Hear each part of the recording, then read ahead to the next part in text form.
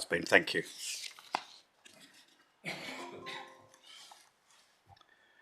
Okay, confirmed? Okay, that's great. Thank you very much. So thank you all for attending this meeting of Cabinet. A few announcements first. So while this meeting is open to the public, it is being recorded and broadcast live on the County Council's website and will be available for repeat viewing. It may also be recorded and filmed by the press and public. Filming or recording is only permitted in this room whilst the meeting is taking place, so must stop when the meeting is either adjourned or closed. Filming is not permitted elsewhere in the building at any time. We're not expecting a fire drill, but in the event there is a fire alarm, please vacate the building via the main reception. Emergency exits across the hall. Sorry, did that break up then? Or was that right? Okay. Can't put it any closer. Right, okay. Okay, so one of the things I need to say straight away at the beginning, I have decided to, because we've got various people speaking, to alter the order of the agenda. And just to be absolutely clear, I will run down that now so everybody is aware of what the agenda order will now be. So the first item on the agenda now will be what was originally, no, I don't think I'll say the old numbers because that will confuse it, won't it? Agenda item 1 will now be the M27 Junction 10 update report. The next agenda item 2 will be the climate change annual report. The next agenda item, so 3, will be Hampshire Minerals and Waste Plan approval for consultation. We then run down the agenda as was set out, but I'll do that anyway. So the next agenda item will be driving towards economic strength, and then followed by the financial update and budget setting. We then move on to Superfast broadband project conclusion, annual safeguarding children's services, annual safeguarding adults and care, and then the Hampshire Community Safety Strategy Group, followed by the annual Prevent report. Is everybody absolutely clear on that? Happy to run down it again, but I think that's clear, and I think most members and everybody would have been sent a note on that. So we will now continue with the agenda order as set out on the previous up to 5, and that's apologies for absence. Joe, any apologies for absence? Thank you, Chairman. No apologies today. Okay, thank you very much. Agenda item 2. So we've got declarations of interest. So any cabinet member with a disclosable pecuniary interest or a personal interest in any item on the agenda should please declare that either now or at the time of the item by first indicating that they wish to speak. So can I ask at this stage if anybody wants to declare an interest in any of the agenda items? No, not at this stage, but bearing in mind you can at any point through the agenda as well if you feel that's something that you would need to. Okay, agenda item 3, confirmation of minutes. I'd like to propose them as they've been set out. Can I take it that we are happy and content with the agenda as set out, and I can agree, or we can agree, as a correct record? I'm looking for lots of nods and agreements. Okay, we have that. Thank you very much. Okay, we will now move on to agenda item 4, which is the chairman's announcements. Yes, I've covered that in terms of the order of the business. So I will then go straight on to that because I've said that at the beginning. But as I say, we would clearly be starting off with the M27 junction in a minute, and I'll be then asking Councillor Woodward to come and make his points at that time when we do that, if that's okay. Right. Okay, so Cabinet's announcements. Starting off with the stage 2 consultation. So following the decision by full council last month to approve Hampshire's financial strategy to 25-26, the County Council will be asking for people's views early next year in a public consultation on the future of some local services. The proposals to change and reduce some local services aim to help the County Council begin narrowing the £132 million budget shortfall we faced by April 2025 and prioritise vital support for the most vulnerable children, older people and adults with complex needs across Hampshire. When the consultation launches next year, we would like to hear from as many people as possible in Hampshire who may be affected by the plans, from residents, businesses, schools, universities, community and voluntary groups and our partners, to help us to understand and consider the potential impact of any changes being proposed. More information on the consultation and how to take part will be published in due course. I attended the County Council Network Conference in November. The conference was interesting, but also a sobering reminder that leaders of the upper tier authorities all over the country are currently having to make very difficult decisions in response to the sector's financial challenges. I was pleased that a cross-party delegation of Hampshire County Councillors was able to join me at the conference this year and hear about the issues that county councils across England are facing together. An important announcement on Homes for Ukraine. So Hampshire County Council temporarily increased the thank you payments to all Homes for Ukraine households from £500 to £700 a month from October until March 2024, due to the increase in the cost of living crisis over the winter months. In the autumn statement last month, the Chancellor confirmed that thank you payments for hosts will continue for a third year into 2024-25. In line with the autumn statement, I can confirm that from April next year, Hampshire will continue to pay monthly thank you payments of £500 to all Homes for Ukraine hosts for another 12 months, regardless of how long their guests have been in the UK. This offer includes hosts whose guests have been in the UK for less than 12 months, who would normally only receive £350 a month from the government. I think that's really good news and welcome. The County Council will use our government grant for delivering Homes for Ukraine scheme locally to top up the all thank you payments to £500 next year as a demonstration of our continued appreciation and gratitude to all of our generous Hampshire hosts. We recently had the Hampshire 2050 Summit, and as Hampshire 2050 portfolio leads, the Deputy Leader and I were delighted to join key partners from across the county at the Hampshire 2050 Summit last month and talk about the next steps for future collaboration and delivery of the Hampshire 2050 vision. The summit brought together people and organisations from the Hampshire 2050 Partnership, along with several of the commissioners who led the original Hampshire 2050 Commission of Inquiry back in 2018-19. I was especially pleased that the chair of the commission and former County Council leader Roy Perry was able to join us as well. I would like to thank him and the other commissioners for their sterling work on the inquiry, which played a major role in the development of the Hampshire 2050 vision. At the summit, the Deputy Leader and I underlined our commitment to the Hampshire 2050 vision and ensuring that Hampshire County Council is a supportive facilitator and convener of the Hampshire 2050 Partnership. We look forward to working closely with our Hampshire 2050 partners and sharing more information about the partnership's activities in the months ahead. And a note on the Community Energy Awards. Building resilience to climate change is, of course, a crucial element of Hampshire 2050 vision. We will be discussing the County Council's Climate Change Annual Report later in the agenda, but I would just like to say how pleased I am that the County Council was one of the finalists of the Supportive Local Authority Award in the Community Energy Awards.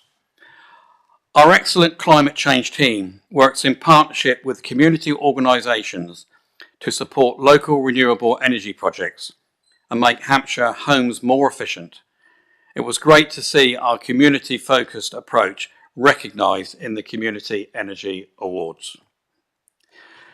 Although the County Council's climate change strategy is overseen by a dedicated team, climate change will have implications for services delivered by teams across the organisation. Hampshire's response to climate change must therefore continue to be embedded into business as usual across all directorates. And this is picked up in the annual report that we'll be considering later. Just a note on the Hampshire Business Awards. I was delighted to speak at the excellent Hampshire Business Awards ceremony at Farnborough International Exhibition and Conference Centre in November.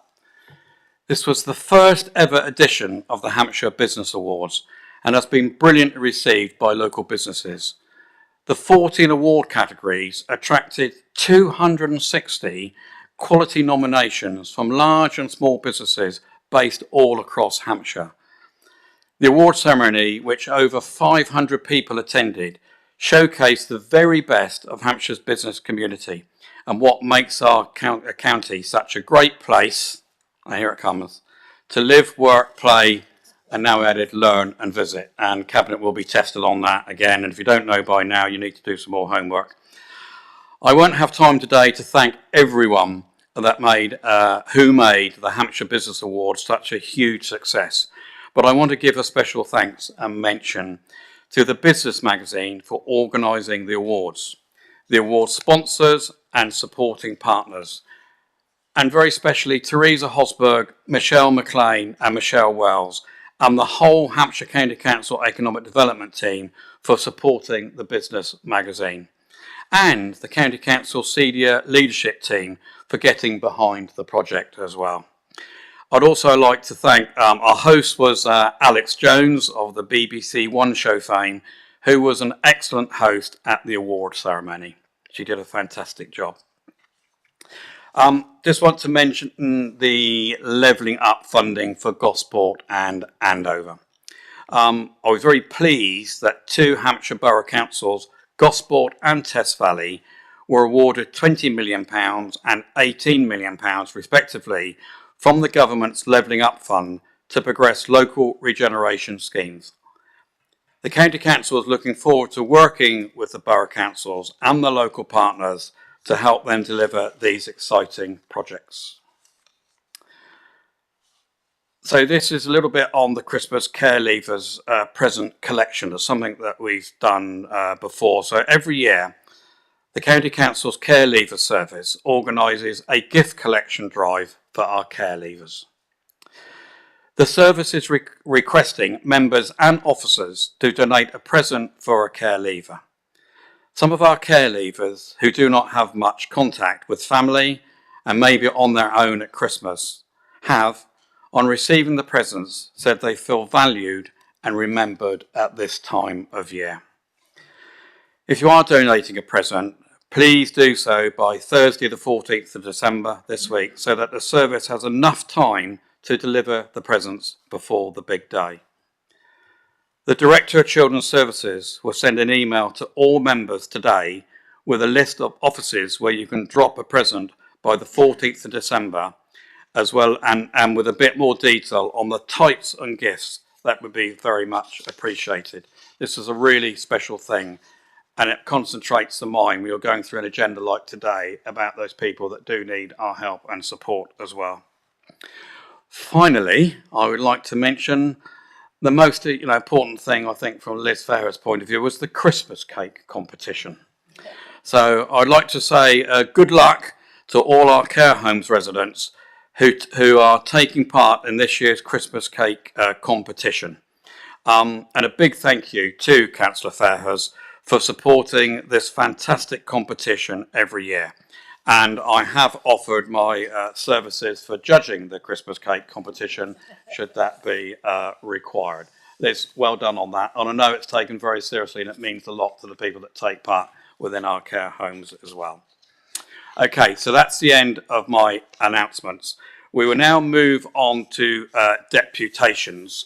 and I will then ask the depth of each of them in turn, and they were able to speak up for up to 10 minutes. I think you've all been informed of that. Okay.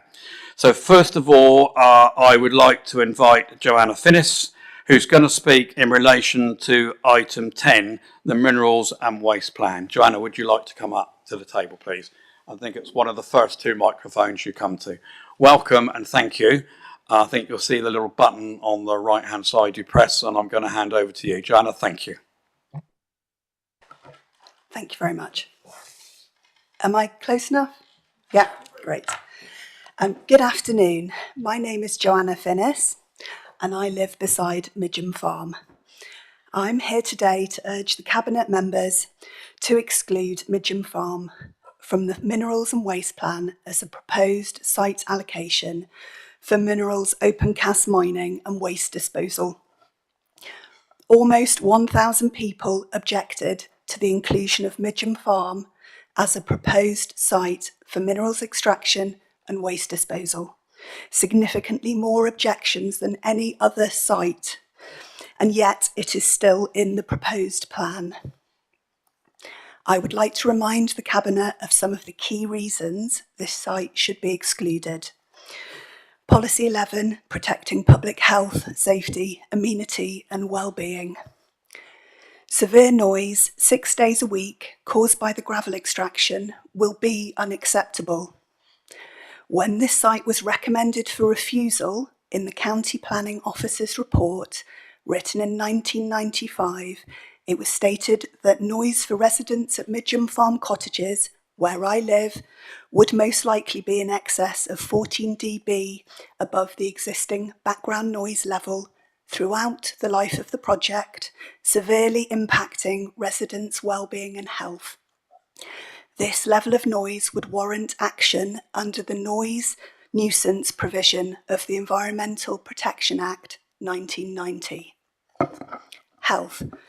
There would be a severe adverse health impact on residents as a result of inhalation of poisonous silica dust particles released during the mining extraction process.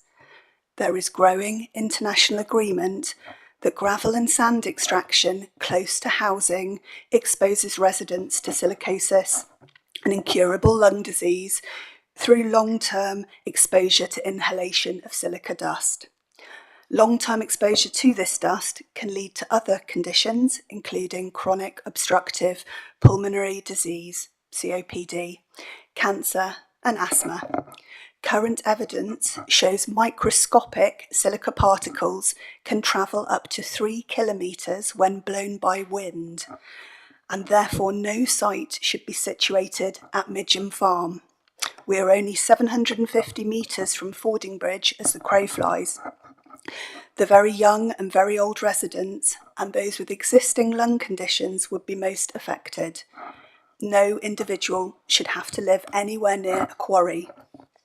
The proposed inclusion of the site contravenes Policy 11, specific reference to points 5.12 and 5.13.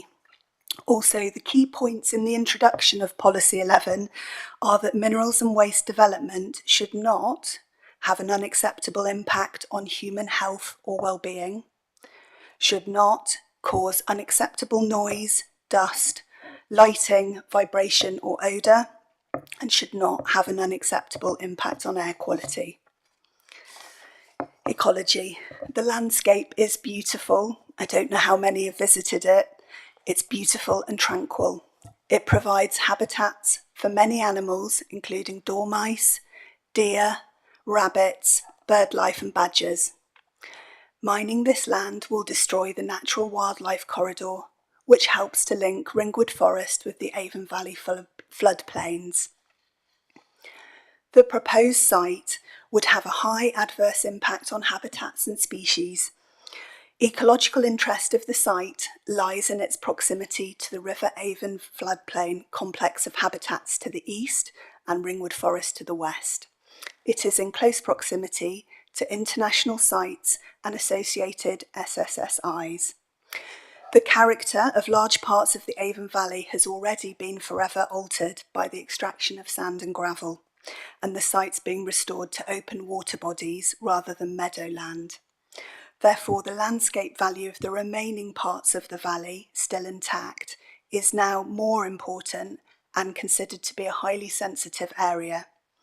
In Policy 4, Protecting Hampshire's Environment, point 4.13 is particularly relevant, which states, Hampshire and its neighbouring counties have a wealth of wildlife habitats, including chalk grassland, heathland, ancient woodland, chalk rivers, old meadows, wetlands and coastal habitats, and species of plants and animals which are considered internationally, nationally or locally rare or important. The area is used daily by walkers whose rights of way would be significantly affected, horse riders, runners and cyclists. This area is loved and enjoyed by many for recreational purposes and offers space and opportunity to reconnect with nature at a time when this has never been more important for people's well-being. Hydrology. The complex hydrology of the site and its proximity to the River Avon is another critical reason why the site should not be considered for inclusion. There are a variety of springs in and around the site's area which could be adversely impacted by the inclusion or development of Midgham Farm site. Springs are located in Midgham Wood, Midgham Long Copse and Eastmoor Copse. No hydrological reports have been included within the partial update, which can show mitigation of the adverse impact to the area. Due to the environmentally sensitive nature of the site, of the area, this site should be excluded. If the site was developed, pollutants would most likely enter the surface and groundwater channels and lead to large-scale contamination. We know that the Environment Agency has identified that Midgham Farm has secondary A aquifers and permeable layers that can support local water supplies and form an important source of base flow to rivers. This should not be disturbed. The need for sharp sand and gravel has been consistently overestimated for years. With increased capacity of recycled aggregates and an improved waste recycling system, there is no need to develop this site. Currently, Hampshire has good capacity to supply recycled products. However, sales have decreased at a time when they should be increasing. Hampshire needs to use this product and increase the capacity of this product and move away from the destruction of the land caused by Land 1 sharp sand and gravel mining. It is important to note that this proposed site is not an extension of existing operations by operator Cemex. This is incorrect in the plan and is misleading. This plan offers Hampshire a crucial opportunity to be innovative by upgrading existing recycling services and improving our circular economy. For example, currently the county does not offer food waste recycling, which is a missed opportunity to divert waste away from landfill, which would reduce the desire to backfill mineral extraction operations with inert or hazardous waste. The land. The land itself, the agricultural land is graded as 2 and 3A and is best and most versatile agricultural land and should not be mined. From the catchment map from Natural England Technical Information Note TIN 208, we know Midgham Farm is within the Nutrient Neutrality SSSI catchment and therefore the soil should not be disturbed. Retaining Midgham Farm as best and most versatile agricultural land would align with the Council's future plans for sustainable farming to contribute towards combating climate change, as per the agenda item today. If this land is mined, it will never be returned to its previous quality, which is best and most versatile. This would be a short-sighted decision by the Council when food production is paramount to our survival. The roads. Anyone who has driven around the area will know that the roads are already in very poor condition, Hilbury Road is terrifying to drive along because of the huge HGVs that are too big for the narrow single carriageways. Hilbury Road is not designed to support enormous heavy goods vehicles, and it is a narrow road in places which is unable to be widened. Carbon dioxide emissions from approximately 110 lorry movements are contradictory to Hampshire's green policies and carbon neutral targets for 2050. Policies include the Emerging Local Transport Plan, LTP4, and Hampshire's Climate Change Strategy 2020 to 2025. Hampshire Highways have themselves already commented on the Dorset local plan, objecting to development in Alderholt. Joanna, could I say, you've got about another minute, if that's okay. Thank you. Yeah, thank you. Thank you. I'll skip to the last bit, thank you. But basically, the road can't handle additional traffic movements. Summary, in a recent, I live on the proposed site boundary, and it is clear if this site was to be developed, my family, friends and neighbours would have to endure a high level of noise over a prolonged period, a minimum of 20 years on a daily basis. My young son is autistic, he has an educational healthcare plan with Hampshire County Council and has a sensitivity to noise. This severe adverse impact on his and our health and well-being would be unbearable. This plan affects real people's lives, and I ask you to put yourself in my shoes and think how you might feel about the reality of this proposal if you or a loved one were potentially directly impacted by it.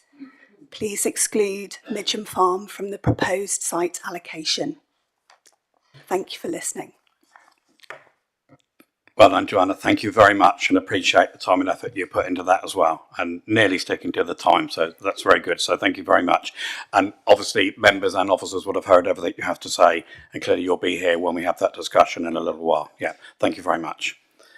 Thank you. Okay, I'd now like to ask John Dean to make a presentation in relation to item 10 as the previous on minerals and waste. Welcome, sir.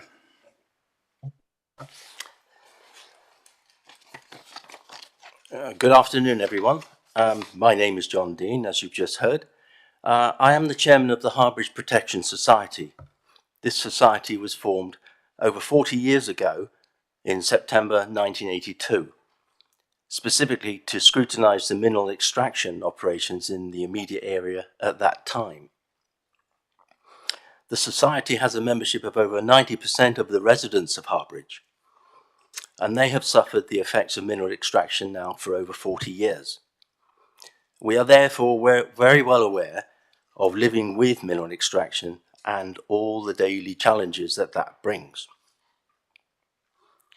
We have concerns regarding the Hampshire County Council partial update and the continued inclusion of Midgham Farm following the Regulations 18 and now moving forward towards Regulations 19 stage within it. Firstly, we would like to state that the documents published to date by yourselves provide very little indication that Hampshire County Council have actually taken into consideration the 962 objections made against Midgham Farm site, raised at the Regulation 18 stage, and the significant concerns that were raised therein. This afternoon, I wish to focus on four major areas of concern. They are the need. In terms of the need for land one minerals, in 40 years, we have seen very many extensions to planning end dates at existing extraction sites within our immediate area. Some are 30 years beyond the original end date. A major factor for this is that consistently the forecasts for the need have been overestimated. Another factor for this, Hampshire County Council figures also show that the rate of mineral recycling has reduced since 2011 from 0.93 million tonnes per annum to 0.72 million tonnes per annum. And that was in 2018. So that is prior to the COVID decline. That is a reduction of 22.5%. We consider this as indefensible in this day and age. The amount of recycled material should be in excess of 50% these days, thus reducing the amount of inert waste dumping and the associated HGV movements carrying that inert waste. With realistic forecasts and a proper recycling regime, the need could be reduced to around 1/3 of current forecasts, we feel. The current method of extracting land one materials is unsustainable, and this has been widely recognized for well over 30 years now. It really is time to think of how realistic future mineral needs can be met in a sustainable way. The current methodology cannot go on like this. We in Harbridge are also extremely concerned about the cumulative effect of all these extraction sites in such a small area for so long. With realistic forecasting of the need and the effective and sustainable strategy for recycling minerals, the number of sites could be reduced substantially. Our other concern relates to roads. The lanes in our area all have 60-mile-an-hour speed limits. Despite the fact that they are narrow with blind bends, they're single width and used extensively by the elderly residents, other pedestrians, walkers, dog walkers, cyclists, horse riders. There are in fact 14 locations within these lanes where public rights of way either cross those lanes or terminate. There are no designated footpaths and little or no refuge points on these lanes to evade the fast-moving traffic. This traffic, all the traffic that now use those lanes, many of them are avoiding the many HGVs that are using Harbridge Drove and Alderholt Road with the existing mineral extraction operations. And perhaps Hilby Road as well, if Midgham site goes ahead. During the winter months, there are road closures due to extensive flooding on the floodplain on Kent Lane, necessitating traffic to use Harbridge Drove and Alderholt Road to access the A31 to the north, to the south, and Alderholt and Fordingbridge to the north. These vehicles are a great danger to those regular road users, and as I say, those who try to take avoiding action by using our small lanes. Policy 13 is supposed to protect the public rights of way network and regulate HGV movements, is it not? Hampshire Highways have themselves raised concerns on the Dorset local plan regarding the unsuitability of increased traffic on Hilby Road and Harbridge Drove. This additional traffic that Hampshire County Council looked at that time did not include any movement of HGVs. So if the Midgham site does go ahead, the HGVs and other supporting traffic for mineral extraction will be on top of the levels Hampshire Highways have already adjudged to be unsuitable. HGVs also have a high impact on pollution and climate change. Hampshire County Council have not reflected this in Policy 2 and should take responsibility for the agent of change effect. And this is clearly a red flag in the Midgham Farm SEA Environmental Report of October 2023. We also refer to Policy 11, which Hampshire Council seemed to disregard for Midgham Farm site. Our other concern relates to agricultural land. The existing extraction sites around Harbridge were once fully productive agricultural fields growing crops. Unfortunately, we have seen over the last 40 years that true restoration of agricultural land is not possible by the operators in this area. So we strongly question policy 10. The proposed site at Midgham Farm has very similar crop growing fields and are clearly red flagged in the SEA report.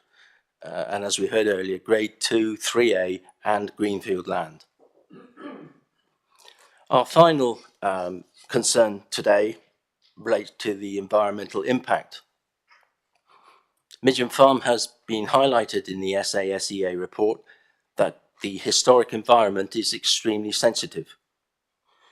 It has also been highlighted in the same report of high impact to not only significant SSSI sites, but also to local sites such as Midgham Longcopse and Midgham Wood, both of which are sinks. Again, this site should not be considered with relevance to policies 3, 4 and 5, and with regard to the water resources policy 8. Whilst restoration and even enhancements to the existing environment are claimed, the reality is that we lose what we already have and will have to wait decades to get back what we have lost. There are many more issues we could raise, but the time frame allowed unfortunately does not allow this today. So in conclusion, Hampshire County Council are the plan owners. They're also the planning authority. A curious situation perhaps. We strongly feel that Hampshire County Council are not listening to us and fail to fully understand the real problems that we have faced daily for so long now. We are looking to Hampshire County Council to protect us from further degradation of the environment within which we live, and instead to preserve it for the future.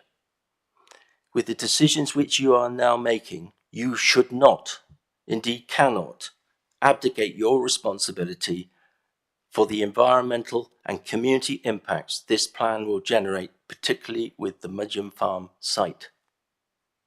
Thank you for your time. Mr. Dean, thank you very much. You're able just to turn your mic off and they'll be able to hear me. Thank you very much. Thank you very much. And as I said to Joanna, clearly all members and officers will have listened very carefully to that, and you'll be here present clearly when we take the paper on the agenda item and debate that as well. So thank you very much for your time. Okay, right. I'd now like to ask Anne Stevenson, who is going to speak in relation to item 9 on the agenda, which is the climate change. Welcome, Ms. Stevenson.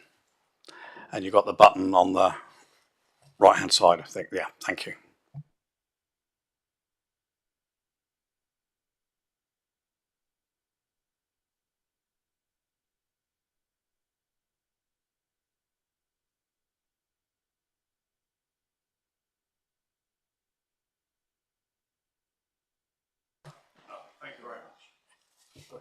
Is that right? Thank you. Thank you. I'm a member of a Hampshire County Council Climate... I'll start again. I'm a member of the Hampshire County Council Climate Expert Forum. However, I should point out that I have written this deputation myself, and it shouldn't be assumed that it reflects the views of all members of the forum. I am on the forum as a representative of Hampshire Friends of the Earth, and I regularly attend meetings of the Hampshire Climate Action Network.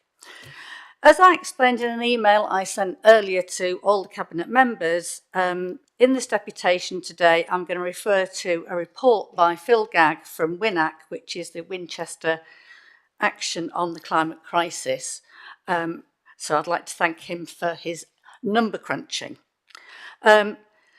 Before I start what I was going to read out, I would just like to say I really appreciate what the chairman said at the beginning about the importance of embedding the climate change action plan in all areas of Hampshire County Council work. And it was really good to hear that right at the beginning of the meeting. So that was great. Thank you. I'd also like to say that I welcome the annual report on climate change, and I'd like to echo the comments of the Hampshire 2050 Corporate Services and Resources Select Committee in commending the climate change team for its hard work and the extensive nature of the work carried out.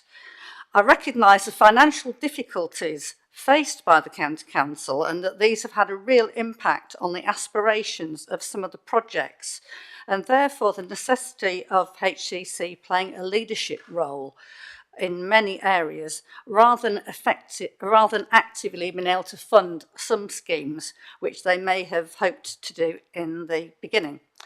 However, taking a clear leadership role on climate is absolutely crucial, and the report demonstrates that the many areas where this leadership role is actually occurring.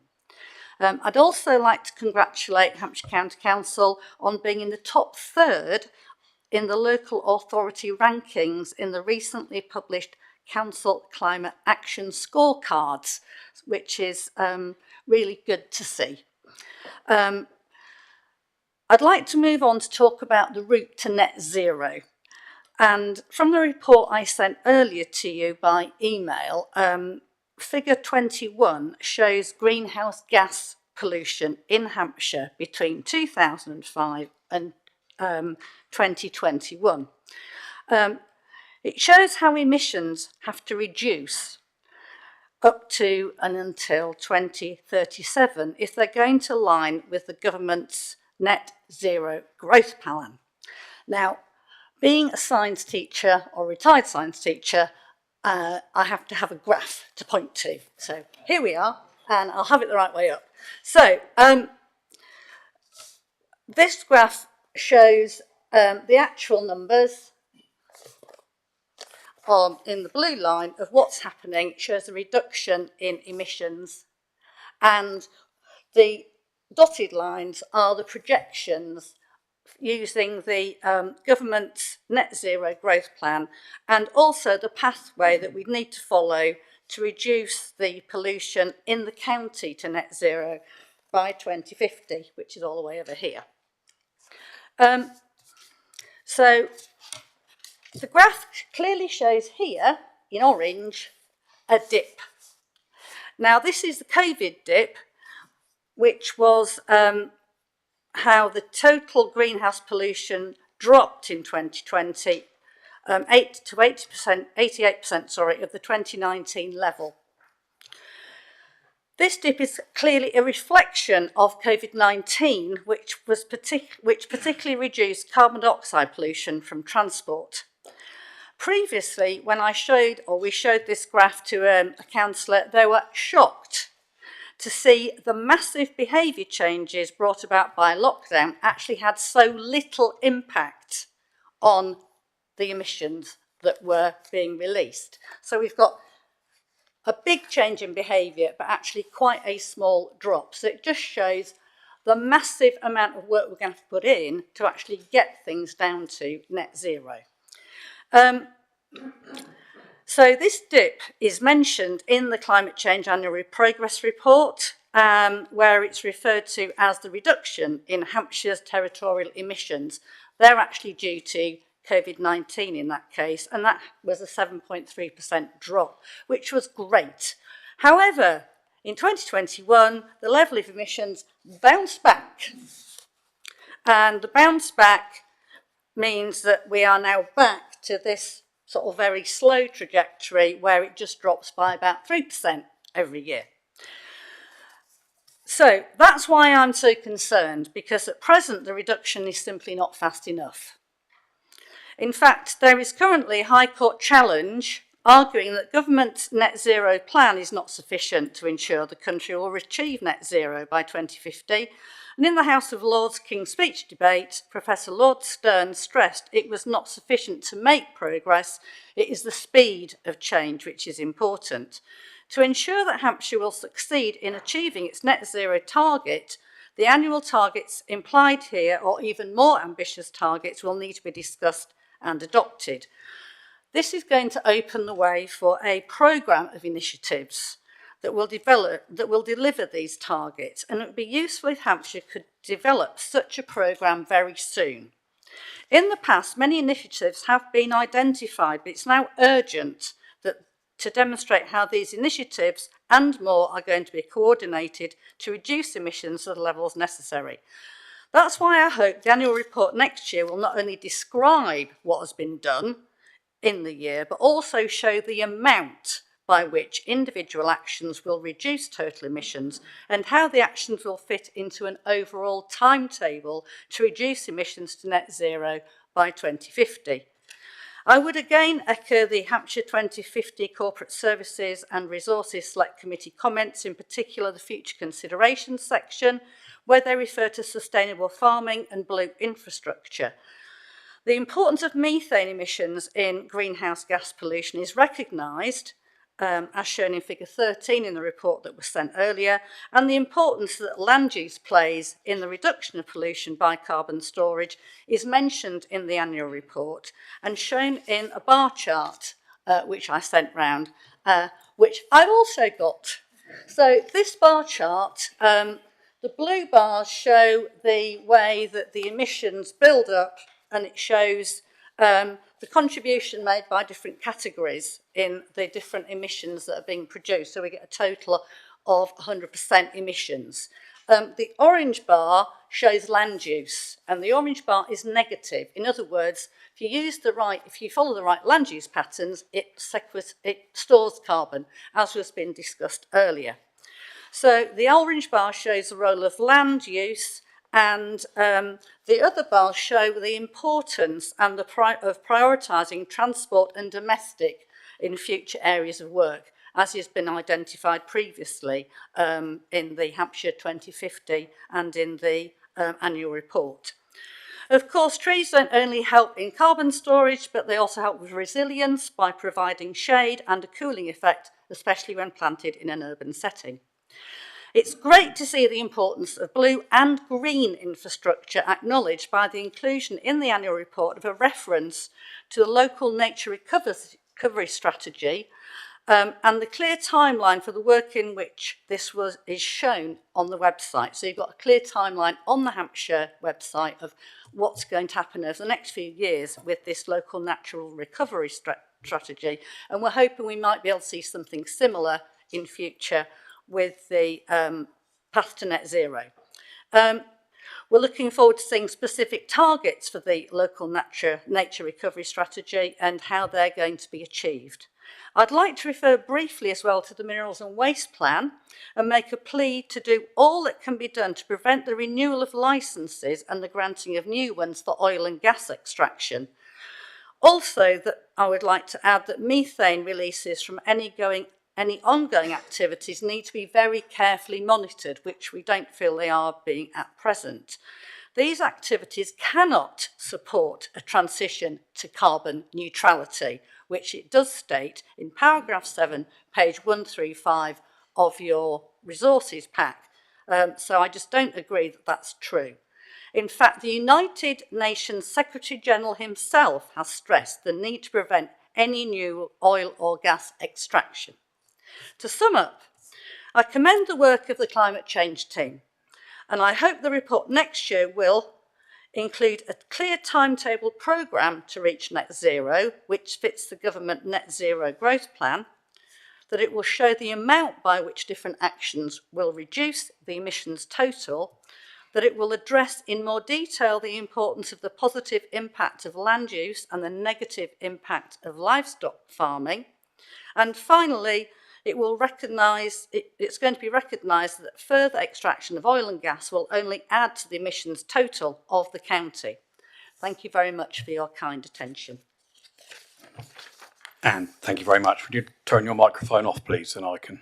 That's great. First of all, thank you very much, and thank you for your kind comments as well to the team.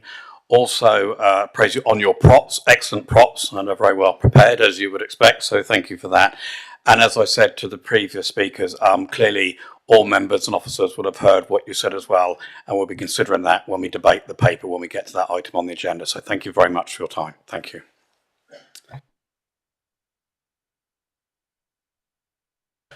Okay, so thank you to all the speakers, what they've done and the way they presented and sticking to time, which is much appreciated. So thank you very much for that. So we will now move on to agenda item what was 15, what will now be our main agenda item 1 on the paper, which will be the M27 Junction 10 update. And at this point, I know we have Councillor Sean Woodward speak on that. I'll also note at this time that Councillor Martin Todd will be speaking on item 8 when we get to that point, Councillor Todd. So, Councillor Woodward, would you like to come up to the microphone and make your presentation, please? Thank you very much. I don't think I need to tell you how to turn the microphone on, hopefully, although I may do.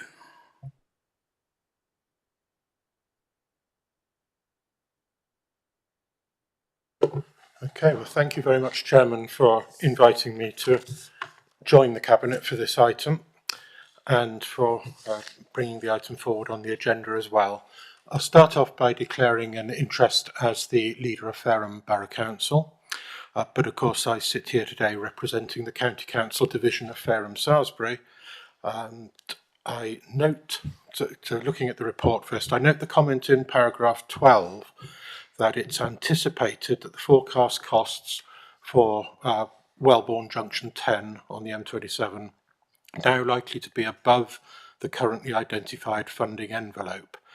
So, and a couple of questions in my preamble. I'd like to be assured that everything possible has been done to keep the costs as low as possible, but given the ravages of inflation over the last 2 years since the estimate was made, it's probably hardly surprising that costs are moving up now. The County Council has been fortunate to benefit from a £41 million government grant which was made to Fareham Borough Council and passported to Hampshire to deliver this scheme, and I'd like to seek an assurance as well that should we withdraw from the scheme that there will be no clawback of the substantial grant funding which has already been paid over, which of course is going to be I'm sure millions of pounds already. If, as predicted, the forecast costs are above the current funding envelope, how are we proposing to keep momentum going on the project delivery and making sure that everybody still gets paid while we seek additional external funding to continue as the delivery body into the construction phase? Chairman, I support the recommendation that the Cabinet should take any decision to withdraw from the role of the delivery body, and as we say, that should be taken by the Cabinet. However, make no mistake that this would be a huge decision for Hampshire County Council, as it would terminate the vital economic contribution that Wellbourne Garden Village is currently on course to deliver to South Hampshire. Wellbourne is the biggest and most strategically important housing and employment site in Hampshire, and it will bring 6,000 permanent additional jobs plus construction jobs to the county, as well as 6,000 new homes. And as the County Council assumes greater responsibility for economic leadership from the local enterprise partnerships, Wellbourne will provide at least 4 of the 6 capitals that are set out in the white paper on levelling up, and of course in our own economic strategy: physical, natural, human and social. Any decision to withdraw from the M27 Junction 10 scheme will take us backwards in terms of securing growth and prosperity for our residents. The County Council is also set to benefit significantly from the development of Wellbourne, notwithstanding the nearly £98 million of external funding secured for the M27 Junction 10 scheme. We also stand to benefit from over £60 million of developer funding for our own services, including improved highways infrastructure, cycleways, pedestrian networks and new schools. Of course, in terms of the new schools, that's 1 secondary and 3 primaries, not to mention the council tax contributions from the 6,000 new homes that the retained business rate and the retained business rate payments from the new businesses and the revenue stream that the scheme has already brought in terms of funding of staff of Hampshire County Council. Any decision to withdraw from this scheme will take us backwards in terms of providing high quality local services and infrastructure for our residents. In representing a Fareham division and as Fareham Council leader, I can assure colleagues that Fareham Borough Council is doing all it can as local planning authority to ensure that this scheme is able to proceed. Given the impact of significant infrastructure requirements on the viability of the whole development, the Council agreed to reduce the affordable housing provision, this was a big decision, from 30% down to a minimum of 10% subject to viability reviews, potentially resulting in only 600 rather than 1,800 affordable homes in Wellbourne. And that paragraph 12 rightly highlights that the use of the £10 million developer contingency would further reduce the developer's requirement to provide affordable housing, and that would come down from 10% to a minimum of 7%, which means Fareham residents would lose access to a further 162 affordable homes. This 10 million must not be taken as a given. Fareham Borough Council has also enabled Wellbourne to proceed by giving up, and wait for this figure, £77 million in community infrastructure levy contributions. That's money that could have been used for leisure, community and other infrastructure projects within the wider borough. And that's by amending the SIL levy to zero rate all development at Wellbourne. For equivalence purposes, we compare Hampshire County Council with Fareham Borough Council. That would be like Hampshire County Council putting £750 million out of its revenue budget into Wellbourne. That's because the revenue budget of the county is about 10 times that of the borough. So Fareham has put a very, very significant contribution into this already. And finally, Chairman, Fareham Borough Council recently quickly approved a planning application from this council to amend the requirement for noise barriers associated with this scheme, which of course has also helped to directly reduce the cost of the junction. I know that Buckland's Wellbourne Garden Village has the support from the Right Honourable Michael Gove, MP, Secretary of State, and you, Chairman, and I received a personal assurance from him back in June when he visited the Wellbourne site that he would do all that he could to ensure Wellbourne's continued development. In fact, in response to a request from me, he agreed to do whatever it takes to facilitate the delivery of Wellbourne.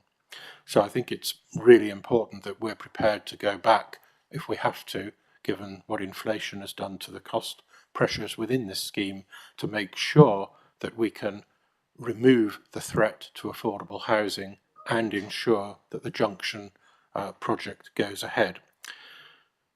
Given how much the County Council and the economy of South Hampshire stands to benefit from the development of the whole of Wellbourne, I would urge the Cabinet to continue and consider the critical importance of continuing with the improvement scheme to the M27 and to continue to review any opportunities for direct economic development or other funding streams to either cover or at least contribute to any excess costs of the scheme should they arise, as the monies allocated already to the south of the county to pass on to us, for example, from the dissolution of the Solent Local Enterprise Partnership.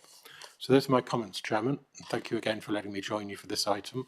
Look forward to hearing the report and deliberation now. Sean, thank you very much, and absolutely agree in terms of Secretary of State Michael Gove, and we spoke about that previously, and I was actually quite right with you at the time he made those exact comments.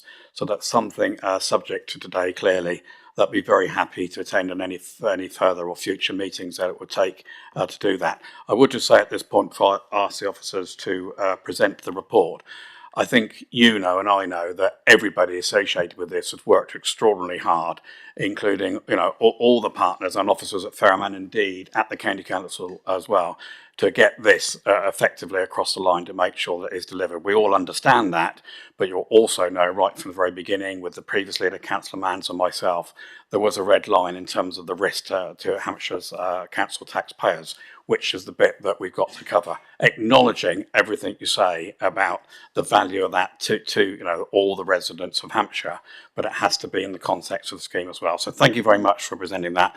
I will now ask the officers to present the report. Thank you. Okay, are you happy to go back to your seat, Sean? Is that okay? Yeah, thank you.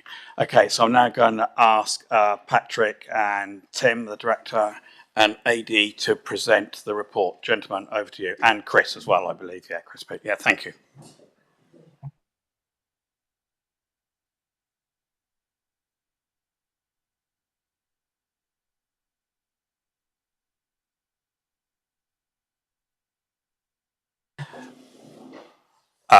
Are you starting, Patrick, going to present? Yeah, okay, that's great. Over to you then. Thank you very much. Thank you, Chairman. Good morning, members, or good afternoon, members, rather. Can I just introduce my colleagues who are with me today? So I'm Patrick Blogg, I'm the Director of Universal Services. Can I introduce Tim Lawton, who is the Assistant Director for Highways, Engineering and Transport, and Chris Peake, who is also the Project Director for M27 Junction 10. So the report that you see in front of you here is an update report on the M27 Junction 10. We've just heard about that. And what it does, it gives us a progress update since the Cabinet decision was taken in July 2021. The report really sets out the current position for the project at the moment, the emerging financial position at the moment, and also highlights the risks that need to be mitigated if we are to continue in the role of delivery body. It seeks a number of delegations in the report, and what I'm going to do is I'm going to hand over to Chris Peake just to take us through some of the headlines of that report, if I may. So, thank you. Good afternoon, everybody. Leader, would you like me to focus on the recommendations, or would you like me to cover anything else? Certainly on the recommendations, but also across all three of you, gents, if pick up some of the points that Councillor Woodward made as well, please. Yeah, thank you. Yeah, sure, of course. Okay, so the first thing to say is that this report is not seeking a decision on whether to progress or not. It is seeking to establish the principles and the mechanisms by which we can deal with it in good time when the numbers become known in early 2024. The recommendations, I'll deal with Councillor Woodward's points first, if that's okay. I can assure you that we are spending a lot of time scrutinising costs as they come through. The cost coming in from the supply chain over the next 6 weeks, and we will be doing due diligence on them internally as well as the main contractor doing on them, costs on them, and no costs will be agreed until the commercial team has been through it and are content with that they represent good value for money and reflect the market as it currently stands. The GDA, the agreement we have with Homes England is confidential, so I can't give too much detail in open session. As far as I know, providing we meet our obligations, there is no clawback, but the money is drawn down in arrears of expenditure. It is not paid in a lump sum up front. So I hope that that covers your points, Councillor Woodward. The recommendations in the report, the first one is really to ask that progress is noted since the Cabinet decision of September 2021. Huge amount of work has been done, and the final financial picture will be emerging early next year. The second recommendation seeks to delegate authority to the Director for Corporate Operations to assess the position when the numbers become known, and if at that time it is required, we will approach the stakeholders to seek to close that funding gap. The third recommendation is that once the final technical approval is received from National Highways, and that's for the elements that are on the strategic road network, the M27. And until that point, the risks and the costs can't be finalised. Once that final agreement is secured from National Highways, we can then do a formal end of stage cost review, and that can be used to determine whether or not at that stage we can make the decision to proceed or need to come back to Cabinet, which is recommendation 5, that if sufficient funds aren't forthcoming from stakeholders, we can't close that funding gap. We will come back to Cabinet for a decision about how we deal with that or to withdraw from the project. The sixth recommendation is really to note that an additional emergency refuge area is required on the M27 due to a change in design standards and the various conversations going on nationally about all lane range motorways. We can accommodate that, and National Highways have agreed to meet all of the costs, so there's no exposure to the project for that addition. Would you like any more detail, Leader? No, I think that's okay. Thank you. I just want to make you turn your mic off for a sec, please. Just want to make sure, understanding first before I ask other members to go back. Councillor Woodward also made the point about looking at, effectively, I think Councillor Woodward was making the point about the value engineering. And I'm just trying to understand that process that happened clearly previously And now where we are is because of inflation of the rates there as well. But presumably that's an ongoing process. And I think that's the point, looking at Councillor Woodward, that you were making. So if we could sort of address the timing of that when it was done, and is that still an ongoing process, please? Thank you. Yeah, there have been value engineering exercises continuous through the detailed design. We're now completing the detailed design, so the time for exercising new ideas it becomes more difficult as the entire design gets approved and finalised. There were a number of ideas that were investigated. A lot of work was done. Some have come to fruition. One or two have proved a little bit more tricky, based on ground conditions and what we found with soils testing. So that the saving was not as much as we hoped on that one because of the nature of the ground when we actually were able to do the physical tests on it. But every opportunity that we think we could land, we have landed. But the opportunities in construction will probably be quite limited, but it doesn't mean that they won't exist. And if they are found, then they'll be exploited as much as we can. Okay, thank you for that. I'm just looking at Councillor Wood to make sure that was a question you addressed, but like that. So that effectively is an ongoing process regardless of that. Tim. Thank you, Leader. I just wanted to add to what Chris has just shared, that the contract is going to be let based on a target price, which very much incentivises the contractor to look for further cost savings. It's in their commercial interest to drive that cost down as much as possible. So even though we've been through a number of sort of value engineering exercises, that doesn't mean that will stop. So even assuming we progress into delivery, that will continue right to the end of the project, because it's in the contractor's interest to secure the lowest outturn price. Understand. That was very helpful. Thank you very much. I'm going to look to members now. Nick Adams-King, Councillor Nick Adams-King. Thank you. Thank you. So I guess this is the question that is on all our minds, is the one that says this is actually providing a new junction for the motorway. And so what's the likelihood, if the need arises for extra funding, that Department of Transport or National Highways will be able to step in and help us out to bridge the gap, because it's sort of a fairly fundamental part of that. I'll take that question, Leader. Councillor Adam King's a really good question. I think it's unlikely that either the Department for Transport or National Highways will agree to provide any further funding for the project, and largely because the project is there to serve the new development at Wellbourne. It provides actually very little benefit to the strategic road network. We've had conversations with both organisations, and they've both indicated that they're not willing to further support the project financially. I should add, other than the emergency refuge area, which National Highways will fund. I guess as well, the outcomes and objectives for Wellbourne are very much aligned with the remit of DLUC rather than DFT, and it's very likely that DFT will be keen that DLUC continue to be involved as they have been up to now. That doesn't preclude us from continuing we're in dialogue with the Department of Transport and National Highways should the need arise in the new year. Okay, thank you. Any further questions from any members on this paper?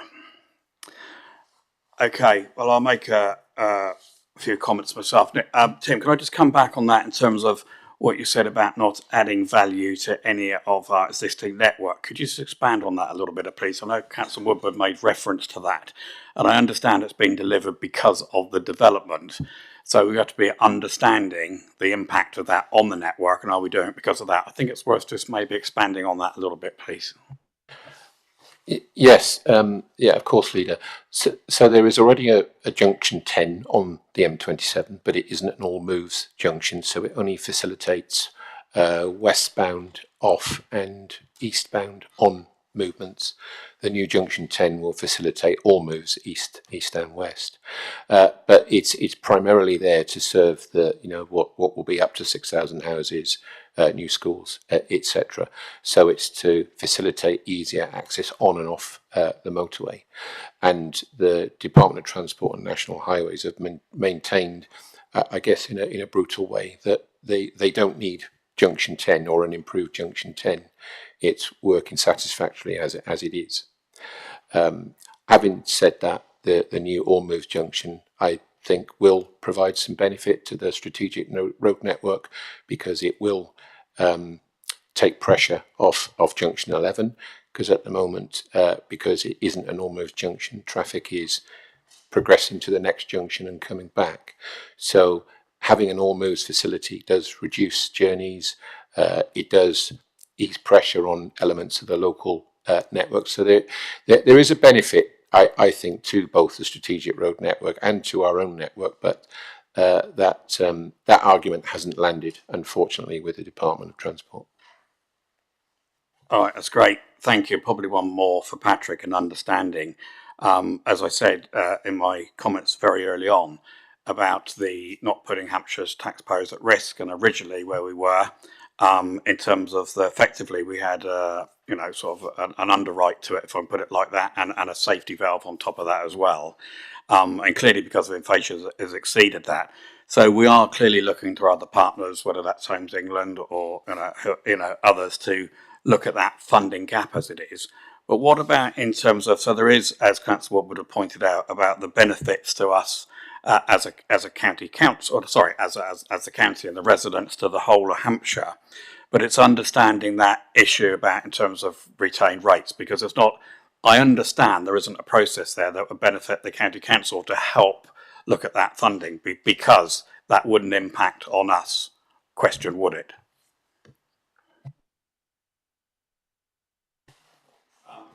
I think Rob might be able to help save you there, Patrick. I think we're like that. Okay. Yes, thank you, Leader. So additional businesses, additional homes would lead to additional council tax and retained business rates. So it would have an impact on us eventually. With that, though, also comes increased costs. So obviously we've got more homes to service in terms of waste disposal, etc. We've got more highways to maintain. So whilst there is benefits in terms of the economic generation that it gives us, there are additional costs that we have to meet as well. And obviously they're effectively lost within the overall forecast that we make each year in terms of council tax and business rates in any event. So it's not as identifiable as other forms of funding. Okay, thank you. Councillor Heron, Edward. Chairman, thank you. If you don't mind, can I just go back to Robin and just get some clarity on that last one? Because, for example, with the Freeport proposals or an economic development zone, there were enhanced council tax business rate retention for us. Is there any such proposal that allows us to offset this on this development? No, there's no similar arrangement for this particular development. Okay, thank you for that. Patrick, did you want to add anything to that as well? Or you? No, okay, I'll just. No, I'm fine, thank you. So I think with that additional question that Councillor Heron has asked, so I'm sort of looking for that almost assurance that we've looked at every possible. I know we've looked at the value engineering and that, the cost, and we know why that is with inflation as well. That we've looked at all those, absolutely all those opportunities to how potentially that funding gap could be addressed. Yeah, so it is just that point really, and then I'll just do a little bit of summing up at the end. Yeah, thank you, Leader. Really just to provide reassurance that the team have worked tirelessly in looking at the position we found ourselves in, where we saw the initial costs come back. They've worked very hard with Volker Fitzpatrick, looking at all the value engineering options and exploring all those different areas. The discussions we've had with central government seeking additional monies, putting them and giving early sight of some of the challenges we found ourselves in. And I think also to address one of the other points that Councillor Woodman made about how do we make sure we keep momentum up in the time we're looking to secure additional funding, if we find ourselves in that position when we get the target cost back. I think we'll get the target cost back very early in the new year. As we move towards Gateway 2, where the decisions need to be taken, we'll clearly keep that dialogue and really lobby very hard for that additional funding through the mechanisms we've seen here. And that in itself will keep momentum up. And with Chris and the team, they'll be working through that time to make sure we keep our foot down to try and make sure it's delivered. Patrick, thank you very much for that. So, and to members and to Councillor Woodward for the comments that were made. And I will refer back to the comments I made when Councillor Woodward was at the table in terms of, I think everybody appreciates all the time and effort and the work that everybody is working towards to get this project, as I say, over the line and delivered. I think that is accepted by Fareham Borough Council and all our partners as well. I know we've got some in the room as well. And indeed, yourself and your team that have worked hard to do that. And it is just that reassurance wanted to make sure we are looking at every possible avenue in terms of value engineering and funding opportunities. And I think it's something that Councillor Woodward and I will have a further discussion about the Secretary of State and about meetings there as well. We can clearly see the benefits to the whole of Hampshire and its residents, but I need to be absolutely assured that in terms of the risk also to Hampshire residents, council taxpayers, it is, not put at risk from that point of view. So there's clearly some work to do. But once again, I'd just like to thank you and your team and all the partners that are working really hard to deliver this. So thank you.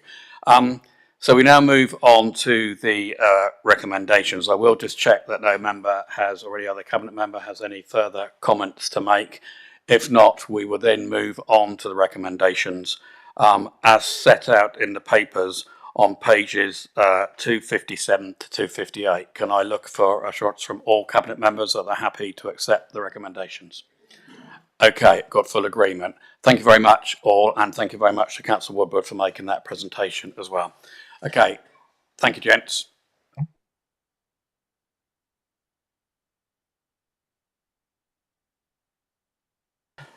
Okay, we will now move on to the second agenda item, which was 9, which is the Climate Change Annual Report. And I think Gary and Chitra are going to present the report. Over to you, Gary and Chitra. Thank you.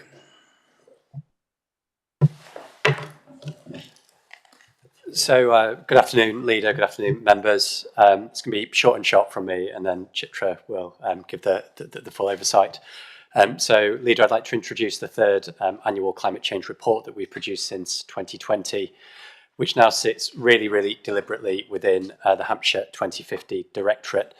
And that recognises that cross-cutting relationship across our future place-shaping functions as an authority and our various partnerships that exist.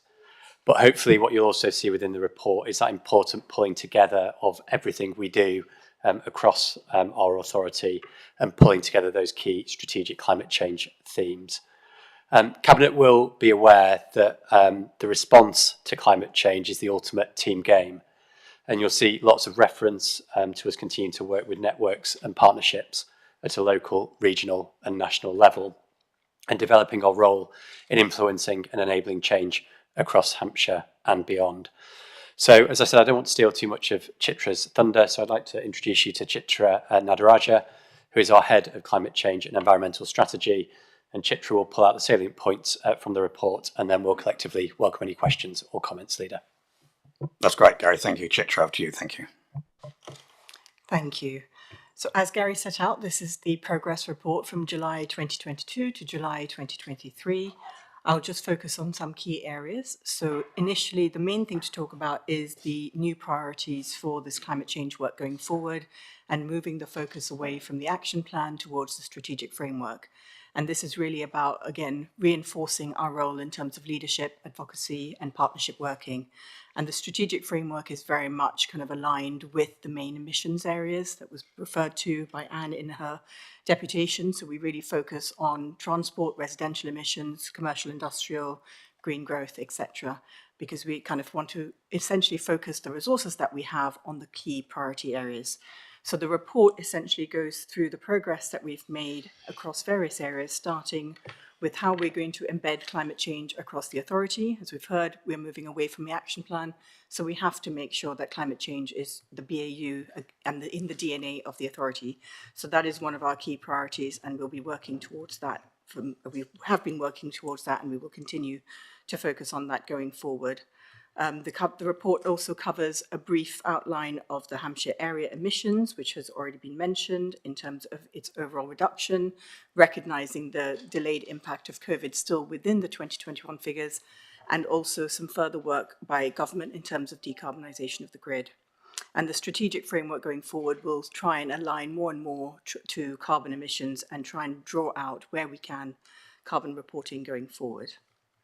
So alongside with the embedding work, we're also doing things on things like e-learning. We're working with the Climate Change Group, which is a corporate climate change group, to ensure that every directorate is thinking about how to embed climate change in the business as usual.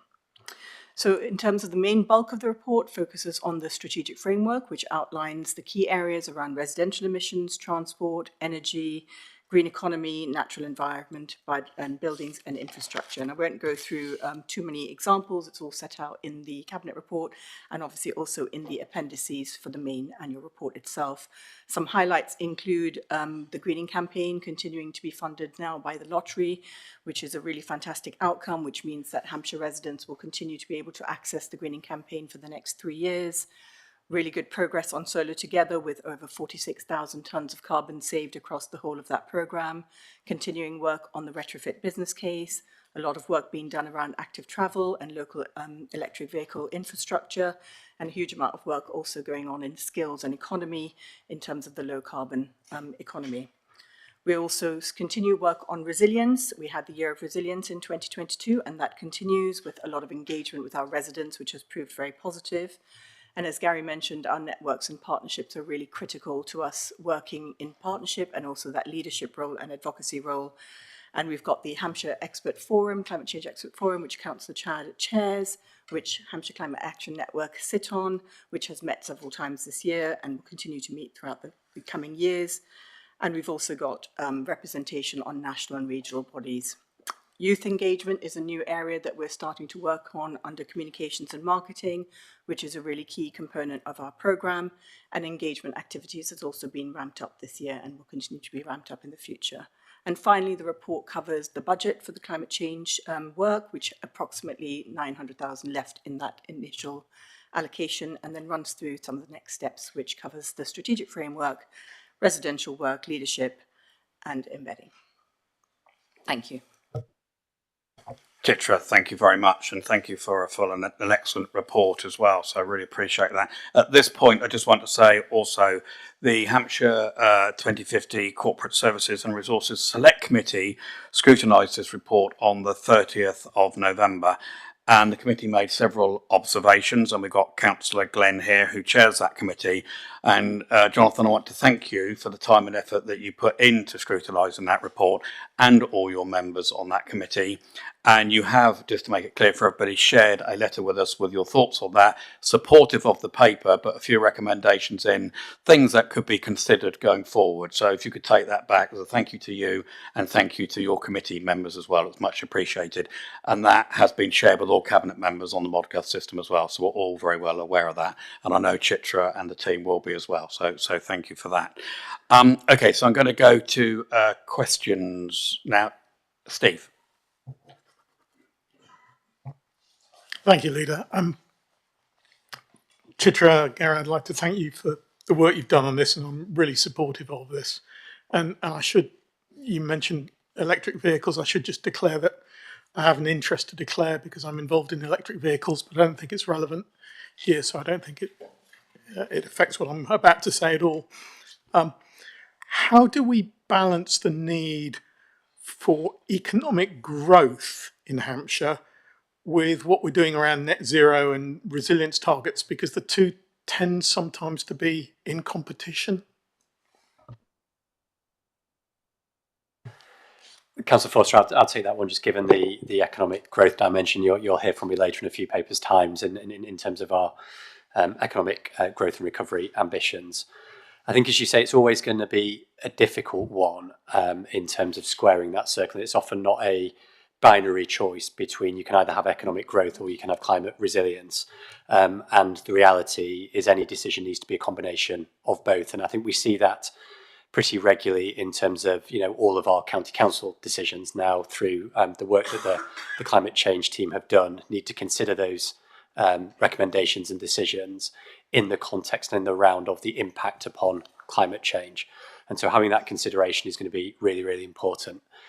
But as I've said at Cabinet a number of times, I've been talking about economic development, the prize here is to bring those two things together, and rather than seeing them as mutually opposed, how do you get the benefit from both at the same time? And the example that I always use is if we're going to have a strong and prosperous economy over the next 20 to 30 years, inevitably that is going to look towards the future of the green economy.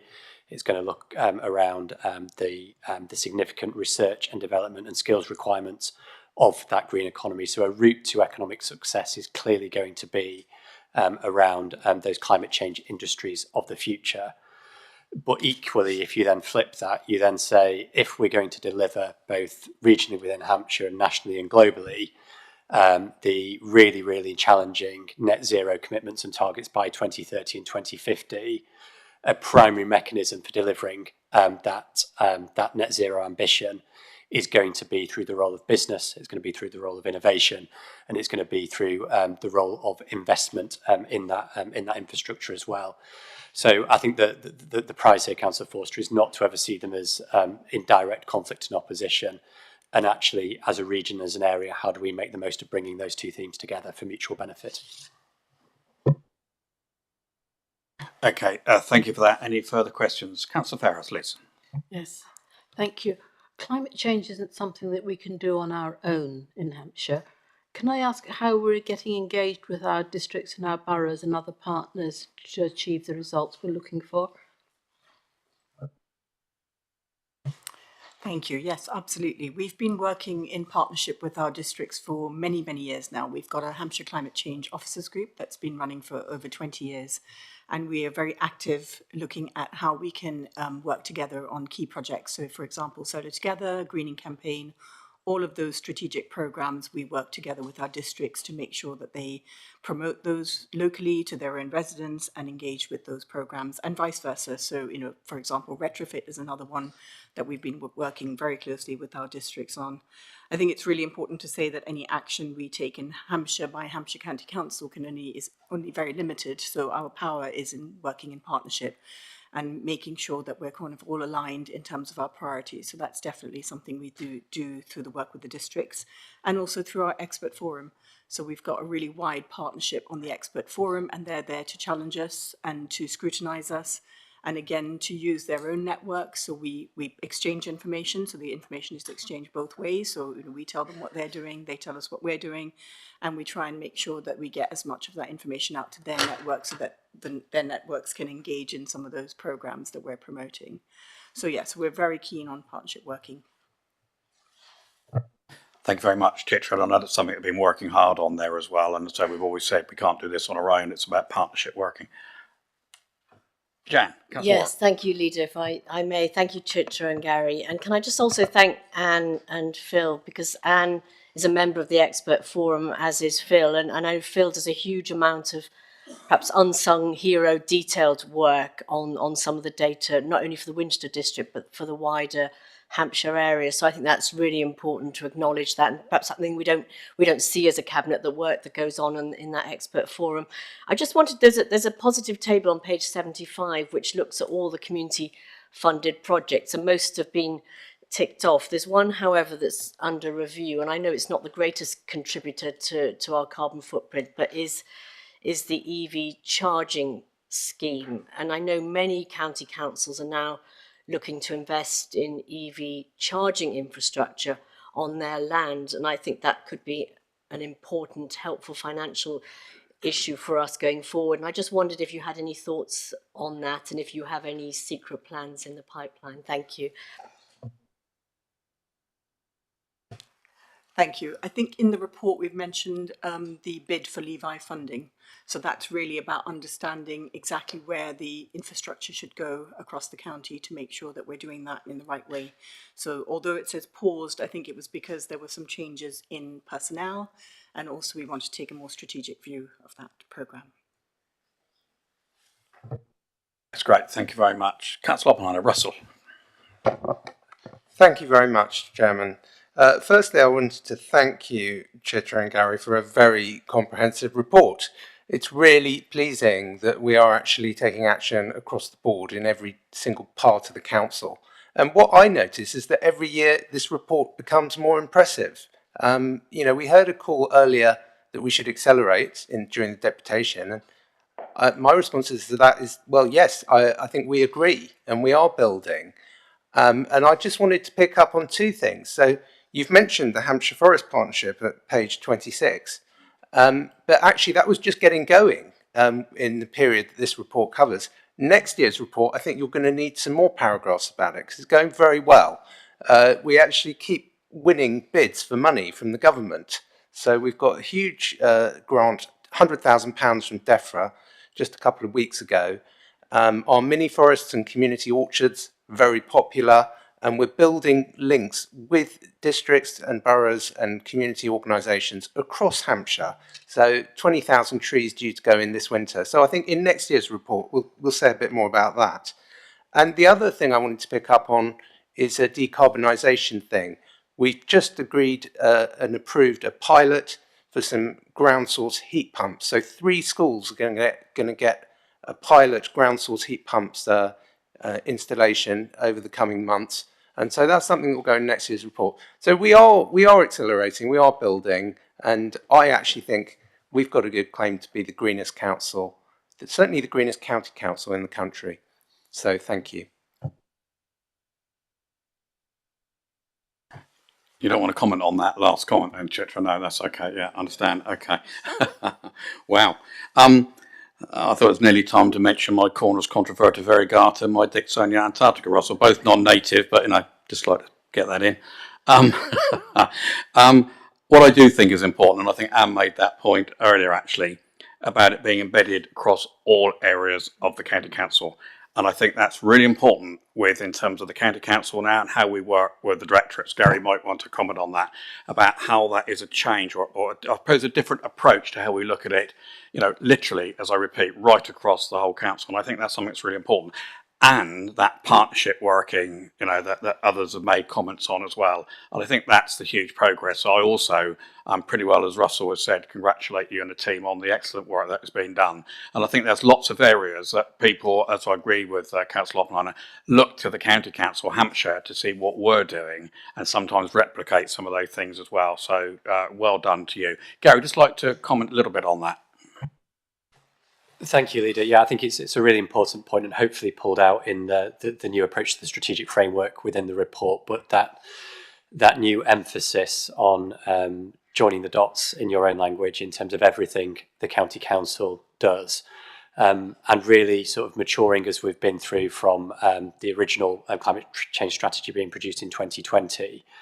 I often compare climate change to other themes like inclusion, diversity. It's not done by a group of 5 or 6 people at the centre of the organisation. It's something that is an expectation, a requirement. As Chitra said, it's in the DNA of everything we do, and every officer and every member in this organisation does as an authority.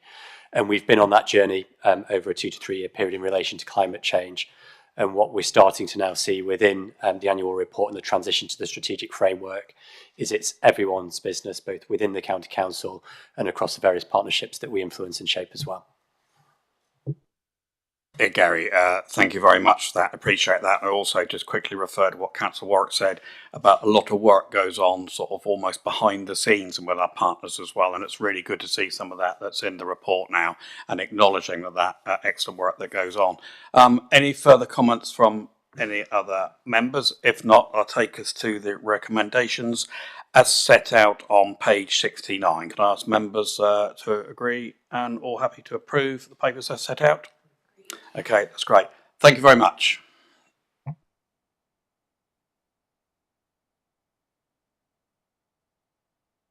Okay, thank you. So we will now move on to the next agenda item, which is the Hampshire Minerals and Waste Plan approval for consultation. Just before we start, I'd ask the team to come forward. That's Melissa and Laura. Thank you. I just want to acknowledge that I have received correspondence, including I've received quite a bit of correspondence, including a letter from the leader of Dorset Council, Councillor Spencer Flower, who is here in the room today. Welcome, Spencer, and thank you very much for coming along and making your notes to me that you sent to me. And that has, just to reassure you, been shared with all Cabinet members and the team as well. So thank you for that. And that's regarding the proposed site allocations within the Hampshire Minerals and Waste Plan partial update.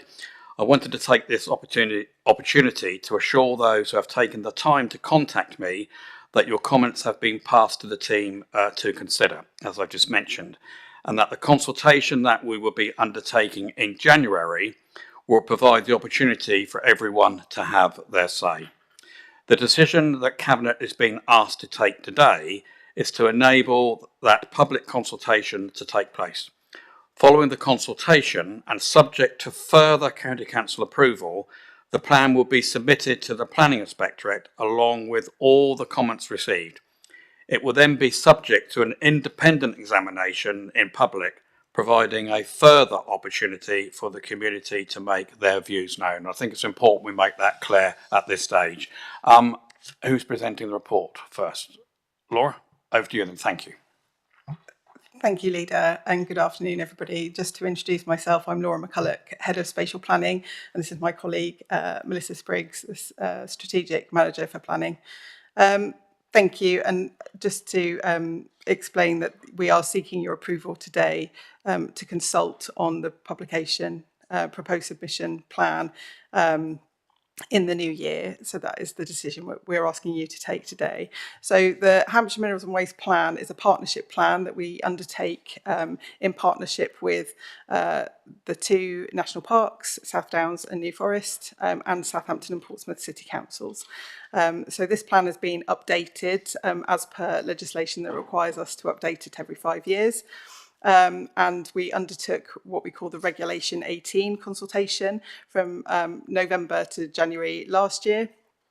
And we got 2,500 consultation responses to that. As the deputations mentioned earlier on, the majority of those comments were on site allocations. So the team have painstakingly gone through all of those responses, and we have responded to those as far as we can in terms of the updated plan. However, within the context that we are the Minerals and Waste Planning Authority and therefore have a duty to plan for a steady supply of minerals and obviously waste infrastructure. So the next step would be if you should approve this for consultation. The consultation will be taking place in January for a period of 8 weeks. And then, as you've quite eloquently explained, it would go through the process to public examination. So I'll just pass over to Melissa at this point, and she'll just give you a little bit of detail about the way that the plan has been updated following the consultation. Okay, great, Laura. Thank you. Melissa, thank you. Thank you, and thank you, Laura. And as Laura mentioned, yes, we received about 2,500 consultation responses. Most of those were about the site allocations as well. As mentioned in paragraph 8 of the Cabinet report, we've mentioned an update report that was provided to give us a sort of summary overview of some of the general response to some of the issues that were raised as part of that consultation. I can confirm that as part of the consultation materials, there'll be a document which will outline in detail our responses to all of the issues that were raised through the Regulation 18 consultation. In addition, in support of the consultation, there's several studies and assessments that have been undertaken. They've all been updated and they'll be made available as part of the consultation. Much of the detail is set out in the Cabinet report, but if I can just highlight some of the kind of key areas which I think are of interest and of note.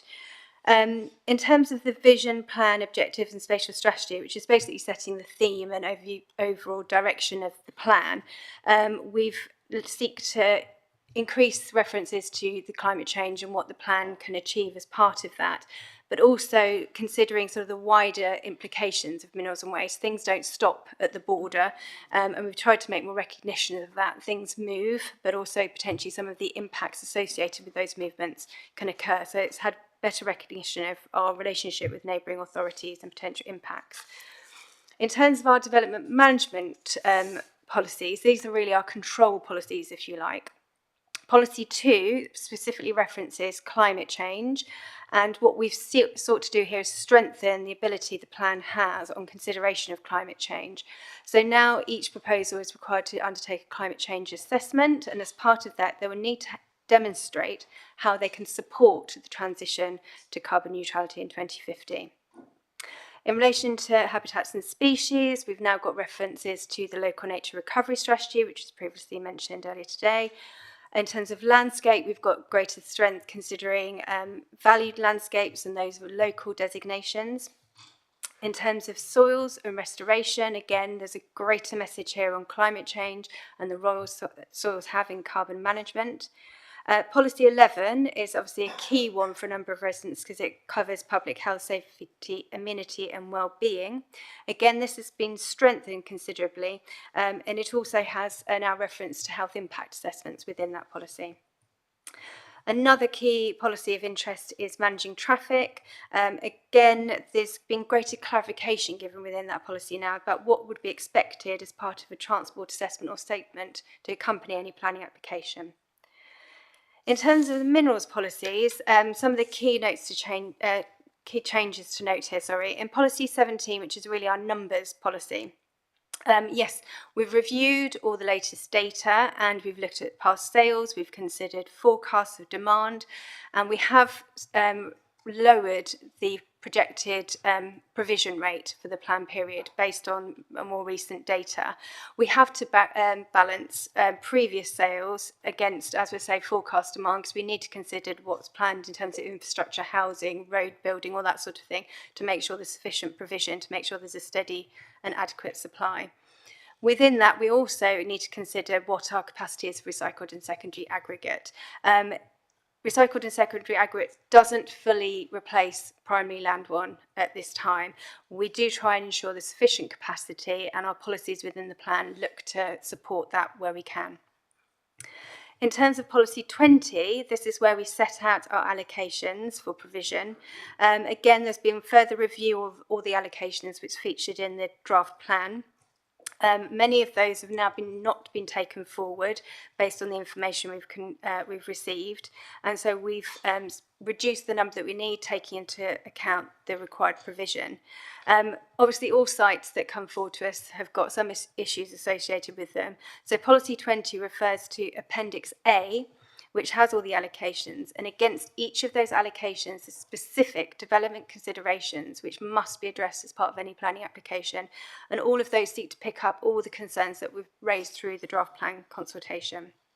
Another key policy to note of minerals is the oil and gas policy. Again, this has now been amended to link more closely with our climate change policy number 2, and how any proposal that comes forward would need to demonstrate how it would support transition. It's also now got an added point about carbon storage within there as well. In terms of our waste policies, policy 25 again sets the direction for waste. We are seeking to increase recycling capacity within the county area, and also that now seeks to encourage that by making sure there's provisions for regarding the waste hierarchy more clearly. Policy 27 for waste is also our numbers policy, if you like. The numbers have been adjusted there, taking into account coming out of the COVID period and the numbers adjusting there. There is still a requirement for landfill at this time as well. Policy 29 is the locations policy. Previously in the draft plan, we'd considered allocations in that policy. Again, through further review of the sites that have come forward, none of the sites that were either suitable for taking forward for allocation, or those that remained were already allocated sites but were seeking extensions, and we didn't think that was suitable for allocation. In terms of the landfill policy, that's also been updated. to consider potential reworking of landfills. All the monitoring indicators and how that would be implicated have also been updated as part of the plan. What we're now seeking is to undertake a consultation on all these changes that have taken place. As Laura's mentioned, the consultation is planned for January. We're seeking to run that for 8 weeks. That will be in compliance with our statement of community involvement. Following that, we hope to submit it to the Planning Inspectorate, where it will be independently examined.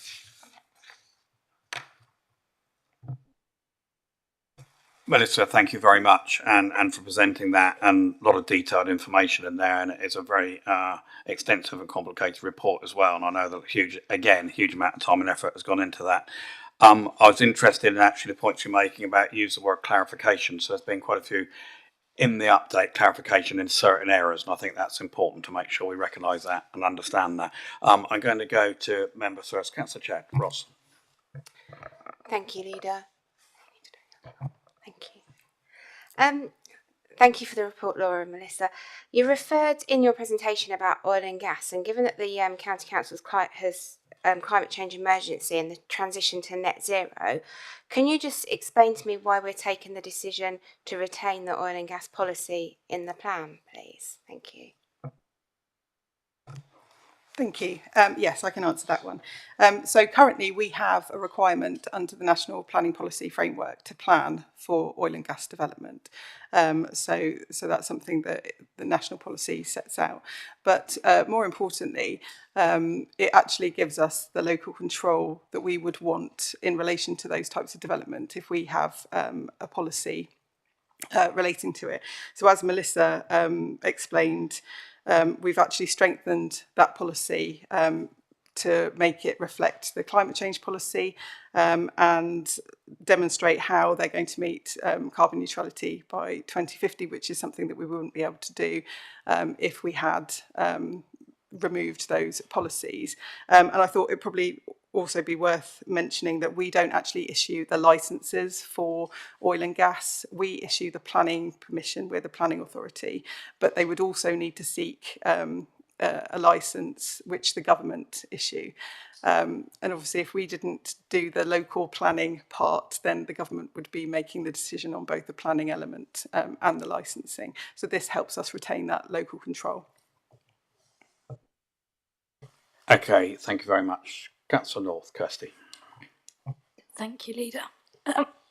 Thank you. 3 of the sites proposed for in the plan are subject of current planning applications. What happens if these applications are refused? Thank you, I can take that one. Yes, you're right. There's 3 of our sites in the plan have already got planning applications associated with them. We've been working very closely with our colleagues, development management colleagues within the council who are case officers for these applications, and the decisions hopefully will be taken in the coming year. We will have to look very carefully what the outcome of those decisions are. So if they are approved, they will then form part of the existing reserves for the minerals. If they are refused, we would then have to look very carefully at what the reasons for refusal are and whether those reasons mean that in principle those sites are no longer suitable for allocation. So it really depends on the outcome and the detail of these are worked forward in the next view, and I think they have done an excellent job. But I do think, Chairman, it's important to remember that we don't do this in a vacuum. This is done based on policies that are set at a national level and requirements to, under what is sort of predict and provide model that we have to meet. So, Chairman, I say that by saying I think that our team have done an excellent job, but I do that before saying, unfortunately, I cannot support this plan. I think that in the circumstances we are in, we have brought forward the best plan that we can, but I cannot support going for consultation a plan that includes the proposed allocation of Midgeon Farm. Chairman, I've given this deep thought, but there is equally another greater risk here, and that is why I'm going to do a rare thing here and abstain rather than vote against the plan, because there is a greater risk, and the greater risk is not having a plan. There are a number of sites within even my division which would be at significant risk without a plan, which would have a significant implication. So, Chairman, I want to be clear here. My concern here is the policy framework in which we are required to operate. Those national policies that set what it is we have to do. And I really want to emphasise here, I think Laura and her team have done an excellent job, but unfortunately I cannot support this plan and will be abstaining. Okay, Councillor Howard, thanks for your points. And I think the important thing is there, and the point that Laura said earlier about having a policy gives us control, but not having one says what you're saying. I understand that, okay, maybe from a local issue, but not having it puts us at more risk than having it. So I understand the points you make. I think that's very important to make that very clear, what you have just said. Okay, I think Councillor Warwick, you wanted to come in, thank you. Yes, thank you, Leader. And I just wanted to pick up, we had two very eloquent speakers at the very start of this cabinet meeting talking about the impact of mineral extraction when you live close by.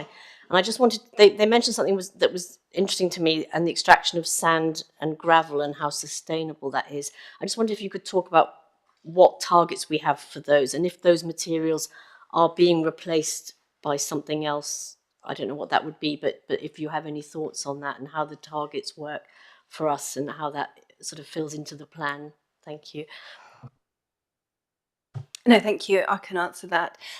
Yes, we are required as a mineral planning authority to provide a steady and adequate supply of the important aggregates in our area, which is sand and gravel and soft sand.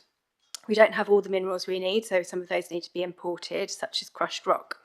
And we are governed by a system called the Managed Aggregate System. So where you have those materials, you have to make sure that you're contributing a fair supply to those. So that's the system that's set out in national policy. And also we have to look at all different sources of supply and types of materials that we have. So in Hampshire, we are lucky that we have land one, but we also have walls available to us. So we've also got marine dredged aggregate that we can take into consideration. So we have all sorts of balances we have to look at. And as I mentioned previously, not only do we need to look at past sales to see, what's the pattern and trends going on, but we also need to consider what might happen in the future. As I mentioned previously as well, recycled and secondary aggregates has a part to play in that. But as far as we understand from industry, at the moment, there's a sort of limited contribution of about 30% that can be made to overall supply. And as I've mentioned, the policies in the plan really do try to encourage as much capacity as we can. We can't manage the market, if you like, to encourage those sales, unfortunately. So all of those come into play. We do look at all aspects of that, and we try to have the most reasonable amount we can. In Policy 20, to allow for future changes, we've got a flexible approach to that now to sort of keep monitoring and adapt if we need to going forward if something changed significantly. Thanks very much. Councillor Nick Adams-King. Nick. Yeah, thank you, Leader. I've got a quick comment and a question, if I may, and both refer back to Joanna and John with their deputations, which were both eloquent and really useful. The first thing, just to be clear for Joanna made a comment about the fact that we don't have universal food waste collection impacting us in terms of landfill. Just to be clear, if food goes into people's bins and it's not as a separate food waste collection, that actually doesn't go to landfill in Hampshire. Less than 4% of our waste ends up as landfill. Most of our waste, if it is not recycled, goes to energy production, and it is the ash that comes out of that process that ends up as the landfill. So it doesn't really quite impact in the same way. And indeed, in the next couple of years, we'll be going to be looking at ways by which we can ensure that food waste is collected and is used for energy and other recyclable uses, particularly with the construction of the proposed new site at Alton. So that's something that is happening. But the thing that I wanted to just really ask was, clearly there have been a number of people who have commented on all of these different sites, and as we heard, Midgham has attracted the largest number. This second stage of the consultation, to what extent now do those public comments come into play, and those people who are clearly, as we've heard from Edward, we are between a rock and a hard place. If we don't create this short list of sites, then we leave ourselves open, as any of the planning authorities do for any kind of planning across the county.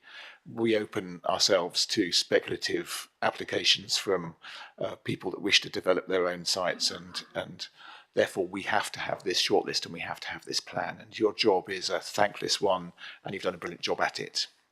But to what extent now do those people have an opportunity to continue to comment and continue to play a part in development of the plan, and how what further input are you looking for from them to enable you to settle upon that shortlist? Thank you. I think that's a really important point as well. And as I mentioned, we read every consultation response that came into us. And as I say, alongside the consultation papers will be a document called the consultation statement. And in there, we've gathered all of the issues that were raised and have given a response to those. As I mentioned, all sites have got issues associated with them. In the draft plan, we had a number of sites that we looked at for consideration because we wanted to gather additional information and local information on each of those sites. I've spoken to all of our technical specialists within the council, the landscape ecologists, transport, all of those, to take a view on what sites potentially we could take forward and those that we decided we couldn't take forward. Some of those sites were ruled out because we didn't feel that the issues that were raised could be suitably mitigated. The sites that do feature in the plan at the moment, we feel hopefully have got the opportunity to be suitably mitigated of the issues that have been raised. And that's why I said in Appendix A of the plan, we now set out very detailed development considerations addressing those, and all of those would need to be specifically referenced and addressed as part of any planning application that came forward. So the stage we're going to next is, this is the proposed submission plan. So this is as we propose to submit it to government, and we're going to have this 8-week consultation period, so people will have an opportunity to comment now on this latest version of the plan. Those comments are then gathered, as we mentioned, and all of that and the plan will then go to the Planning Inspectorate. And they will then examine and look at all the issues that have come forward. And there'll be an opportunity for some of those representatives to speak at the examination to the inspector to discuss those issues further. The inspector will then make a recommendation on the plan. So we're not at the end process now. We've just refining those proposals, and there will be definitely further opportunities for people to get involved in the process. And then, should they go forward, there'll be a planning application potentially to be consulted on. Melissa, thanks very much. That's a good question, Councillor Nick Adams-King. That's what I read out at the beginning, but as ever, Melissa presented it in a much more eloquent way than I did as chairman. So well done, Melissa. I think it was well worth though making that point again about the process and where we are. Any further questions from Cabinet members? No, okay. I just want to make a couple of points, and especially in light of what Councillor Heron said in terms of, Laura, about what you're saying about, having a plan gives us control. And I know I said this, but I think it's really important to make that point again. And as Councillor Heron said, about not having one potentially puts us at risk. And I do want to make sure that that is noted very clearly at this meeting. Also, as I say, yes, again, thank you very much for what is an incredibly complicated piece of work. And I know the huge amount of work that goes into producing these reports as well, and with our partners as well. And I think that's important to mention that we do that. So thank you both very much for that. And hopefully we've addressed most of the issues that's been raised through the deputations, questions that were asked as well. So I think we will take us to the recommendations as set out on page 31. So asking members happy to approve the report as set out, noting Councillor Edwards' abstention on that as well. So I'm looking for members to agree and approve. Okay, right. Thank you very much. Thank you.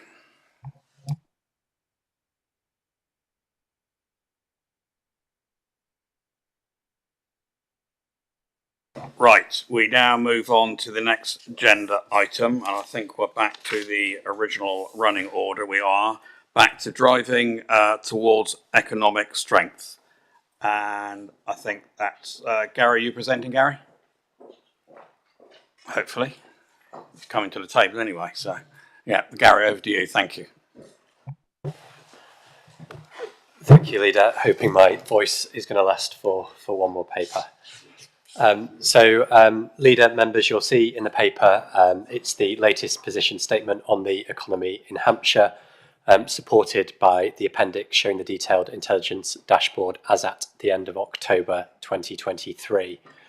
As I always say with these reports, it's the cost of borrowing and the national inflation rates that remain the key contextual drivers for our local economy, particularly with economic uncertainty and high cost of borrowing, dampening investment and holding back economic growth and economic recovery. And that's not something that's unique to our area, but is hitting both all areas of the UK and other areas of developed economies. The good news is that cost of borrowing is stabilising, and the Bank of England, you'll all be aware, held their base rate at 5.25% in November for a second consecutive time. And that does suggest we may have reached the peak, and there's good times ahead. The corresponding inflation figures have fallen consistently over the past 6 months, and you'll see reference to that in the report, with inflation falling to 6.7% in September, and that's then subsequently fallen to 4.6% in October. And so this is good news in terms of the national economic outlook, which is good news for residents and businesses within Hampshire.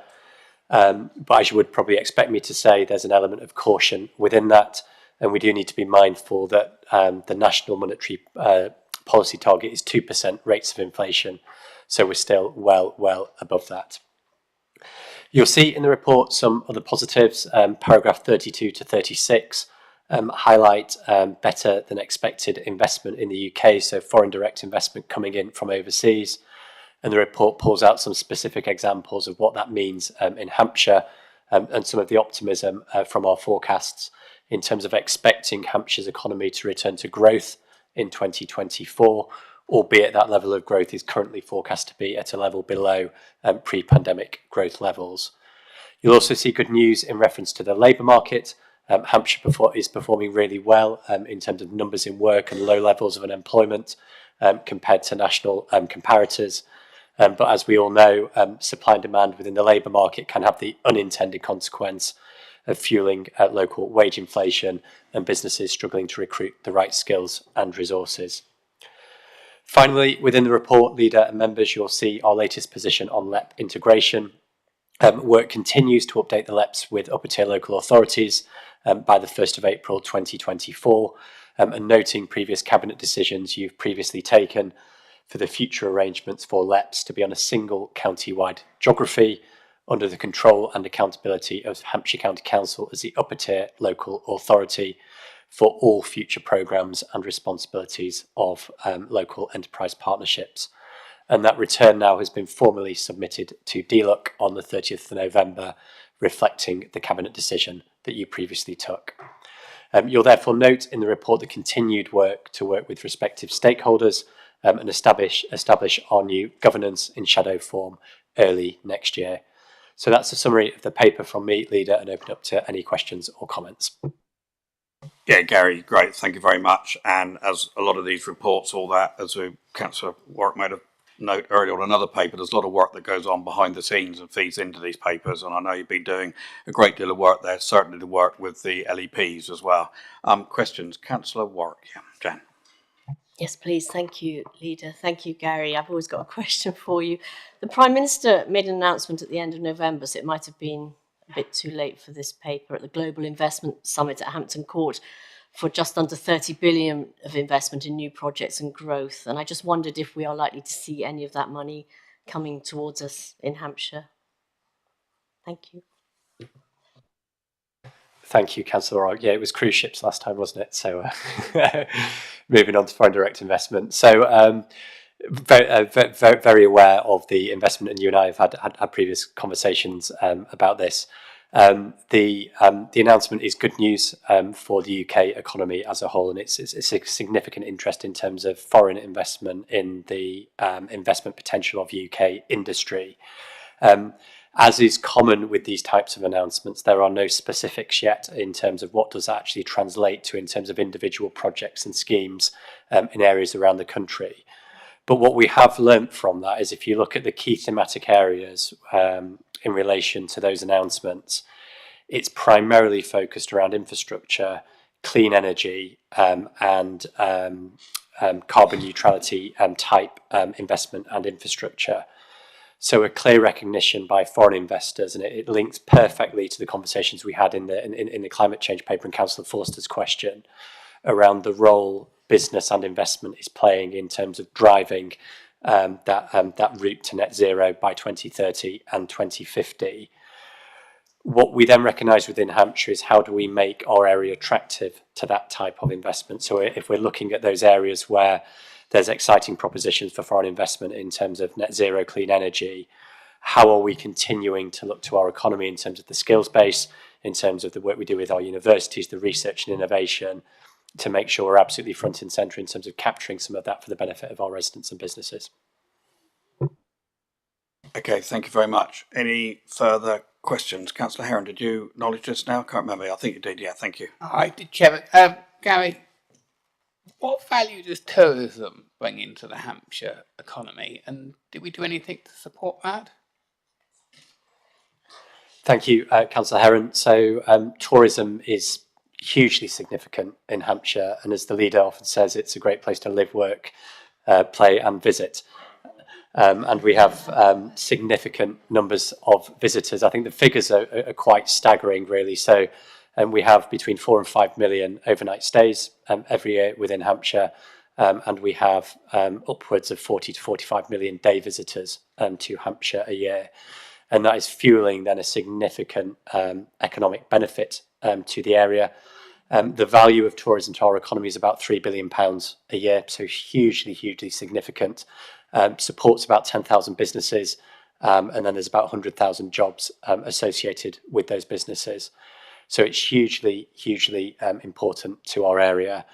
The role that we then play as a county council, within our economic development teams, we've got our various kind of promotional teams. So how do we continue to not have Hampshire as a best kept secret, but how do we continue to shout loudly at a national and international level around Hampshire being a great place to live, work, play and visit. And so there is that ongoing responsibility to continue to sell and communicate why Hampshire is a great place to visit and spend your money in Hampshire. But then alongside that kind of marketing piece, there's a really important piece in supporting both big businesses, but also those really small to medium-sized enterprises as well, through the various kind of partnerships that we're involved in, through LEPs and the sector development work, to ensure we're supporting businesses and we're supporting the skills sector to continue to develop and position themselves well for the future. Okay, Gary, thank you very much. And as I said at the beginning, thank you very much for an excellent report again. And I will just re-emphasise again the amount of work that goes on behind the scenes in preparing these reports, and the amount of work that's certainly gone on with Cabinet and indeed across the council in terms of putting this together. So I thank you for that, the team. Any further questions from Cabinet members? Can't see. No. Okay. Right. So I take us to the recommendations as set out on page 31 in the... No, they're not. They're on page 11. I beg your pardon. I saw Joe look at me, so I thought I was getting that wrong. The recommendations, to be clear, are on page 11 in the papers.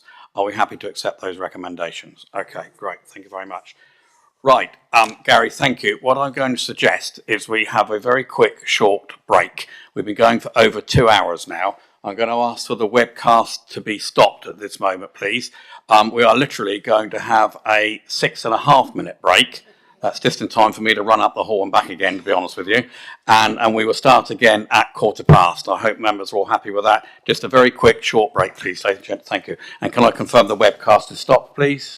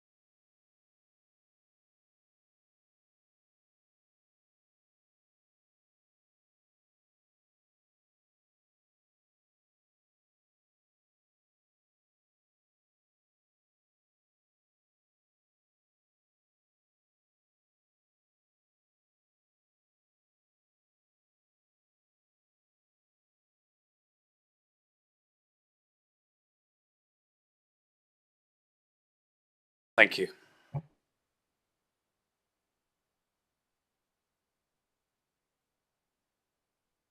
Okay, just to let you all know, the webcast has commenced and begun again, so we will now move on with the agenda. So we'll move on to what was the agenda item 7, the financial update and budget setting and approval, cash limit 24-25.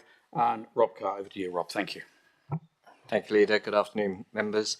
So the main purpose of this report is to set the cash limits and capital guideline amounts for next financial year. Just picking out some of the key items in the report. So Section E talks about the autumn statement. So despite significant lobbying from Hampshire County Council and the wider sector, there was no new announcements for extra government funding for local authorities in the autumn statement, which is obviously disappointing for us.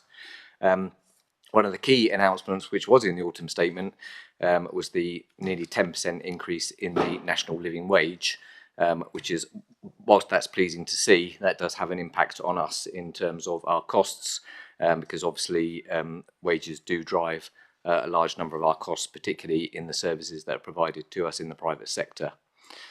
It's also important to note at the bottom of that section, within the Office for Budget Responsibilities report on the economy and the fiscal outlook, they did actually call out the fact that local authority spending is reducing as a proportion of GDP, and they did specifically say with the pressures that the sector is facing, this will mean that there will be very significant financial and service pressure within local government over the coming years. Some good news in Section F. So there was an announcement made around additional highways maintenance funding. So that's come from the redirection of the HS2 capital funding. So for Hampshire, that's 4 million each in this year and next year, and then 13 million thereafter from 25-26 onwards. So that's positive and will give us a significant boost to our highway funding programme. Just turn to Section G, so business as usual financial monitoring. Obviously, I brought a report here not that long ago in terms of an update on that, and the picture in December is still in line with that. So we are seeing pressure across older adults, homeschool transport and the SEN service. So it's no worse than it was when I came to you in October, but that does still mean that we've got pressure in the budget for the current year. Just moving on. Just call out at the bottom of that section. So we're talking about the health and safety executive improvement work. So you know that the council was given a improvement notice from the HSE, and we're obviously taking steps to address that. And as part of that programme, we are approving additional one-off funding and ongoing funding to make sure that we are discharging our responsibilities in that area fully. So that will be part of the budget that comes to you in February. Just going to Section J, provisional cash limits 24-25. You remember this time last year I called out the fact that we had nearly 300 million additional money going into the budget from 22-23 to 23-24. That was obviously unprecedented. So even now within 23-24 to 24-25, we've seen an increase of £130 million in terms of what we've had to add for inflation, pressures and growth since the current financial year. Just to put that in context, 5% council tax gives us slightly less than 40 million. So you can see the sort of pressure that we're facing, and that's similar across the whole sector, which is why a call was made to the government to try and provide some additional funding for next year in the face of those inflationary pressures. Section K, so we're just talking a bit about a review to establish the legal minimum service levels. So as you're aware, even though we found £90 million worth of savings to 25-26, we still do face a gap of 41.6 million in that year. So the piece of work that corporate management team have kicked off is to look at what other things could we do in terms of looking at legal minimum service levels. And that's based around two things: looking at further options for service change, which could be implemented in order to help close the remaining gap for 25-26, but then also to look at what things we could do in the face of a Section 114 notice, noting in the report that not all of those things may necessarily be sensible, but if we are literally at the position where we have to try and do those things or issue a Section 114 notice, then clearly we'd need to consider them. Just worth saying at this point, Leader, a learning point for myself is that whenever I write a report that refers to a Section 114 notice, I do need to be very clear on the position that the County Council was in. So over the last few days, we've had a couple of queries to suggest that they've had it on good authority that we are just about to issue a Section 114 notice, which is clearly not the case. So you'll recall in the report that I brought to you in October, we already have the funding set aside to balance the current year's budget, the 24-25 budget, and whilst we do face a gap still in 25-26, we've already done an exercise to look at potentially repurposing reserves to close that gap if we need to. So we are confident that we can close budget gaps up until 25-26, which would effectively mean we wouldn't be issuing or looking to issue a Section 114 notice until February 2026. So I'm not sure where they're getting the news from, but I think it's good. It's a good learning point for me that every time we mention a Section 114, we probably ought to spell that out clearly in the report. Just moving down, so in terms of the capital guidelines, you'll note that in paragraph 78, so whilst we normally set capital guidelines for the next 3 years, the suggestion is this time round, given that we are looking at the capital programme, our revenue budget and everything in terms of our financial position, that whilst we'll set those capital guidelines for 25-6 and 26-27, we will hold those centrally at this stage while we do those review of reserves and the capital programme, etc., as part of the exercise that I outlined previously. I think that was all I was going to mention, but obviously very happy to take any questions. Rob, thank you very much. I'll leave my comments to the end and I'll pick up on some of the points you made. But questions? Russell, Councillor Oppenheim. Thank you, Leader, and thanks for the report, Rob. You mentioned the inflationary pressures. Can I just ask you to explain a bit more why HCC is still expected to face these inflationary pressures when most forecasters seem to be saying that inflation is going to come down next year, please? Yeah, so obviously the headline level of inflation in terms of CPI and RPI is expected to continue to fall into next year. Unfortunately, it isn't those that influence our cost base. And in some respects, I think in terms of the language that we use, we probably should talk about price increases rather than inflation. So particularly within the market that we operate, so adult social care, children's social care, school transport, all of those we're seeing significant increases in the prices that we're being charged. So I think it mentions in the school transport section, we're currently seeing price increases of 14 to 15%. So the world in which we operate and the things that influence our costs, aren't linked to CPI or RPI. So, that is part of what's creating the pressure that we've got. I think it's a really good question and it's good to have that explanation as well. So thank you, Russell. Steve. Thank you. I'm delighted to see that we're increasing the money, not just by the money we ourselves put into pothole money and roads funding, but that government was listening to our lobbying or agitating and has responded and given us extra funding. But a question on that extra funding, it's considerable, 132 million. Does that extra funding help our bottom line position at all? So obviously this report was written when that announcement was originally made. Since then we've had more details from the government. So we've had specific letter to the leader from Department for Transport that makes it very clear that that funding is for additionality. So we are not to use it to replace our own funding. So they expect all of that money to be spent on new projects, new schemes. And what they've said is that the future funding may not be given to us if they find that we are not spending that. So I think it is fairly clear that it needs to be all spent on top of what we've already got. So no, it doesn't help our bottom line. Okay, thanks for that. Another good question. I think it's good having that clarification as well. It's very tight on what we can and can't do in terms of that, and I understand that to a degree. Any further questions from any cabinet members now? Okay. Rob, I just want to say, first of all, thank you to you and your team, yourself and Anne as well, for the amount of work that you've done over a long period of time on this.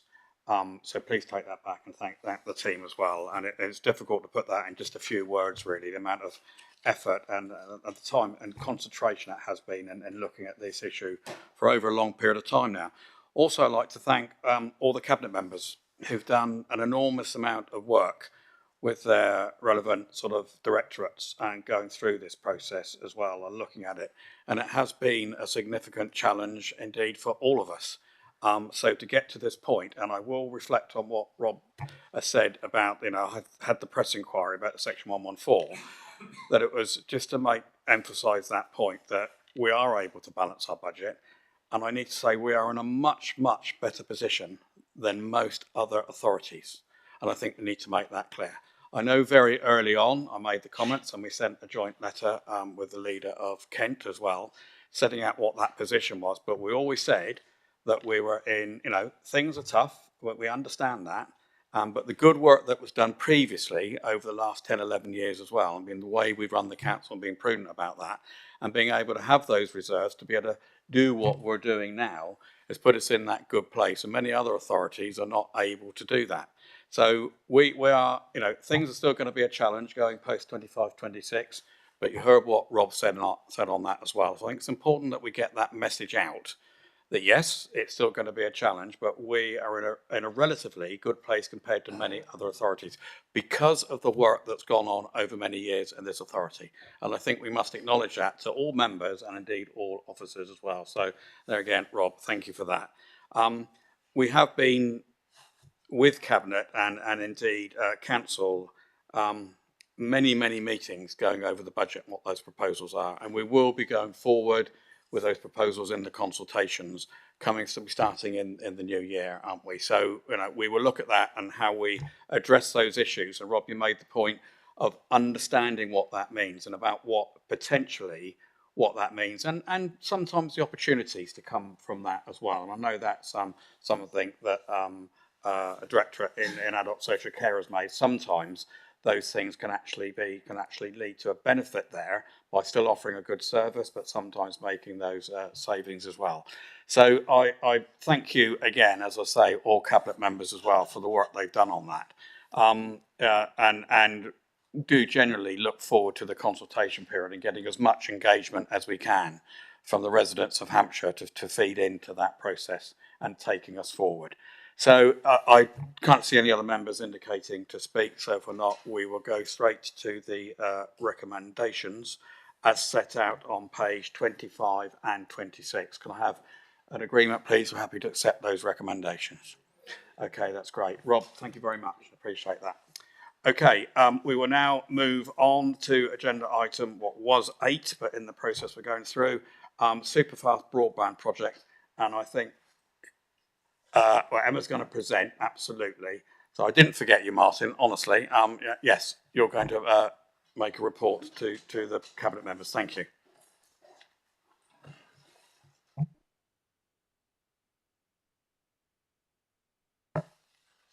Thank you very much indeed. Councillor Humby, much appreciated the chance to come and say a few words today.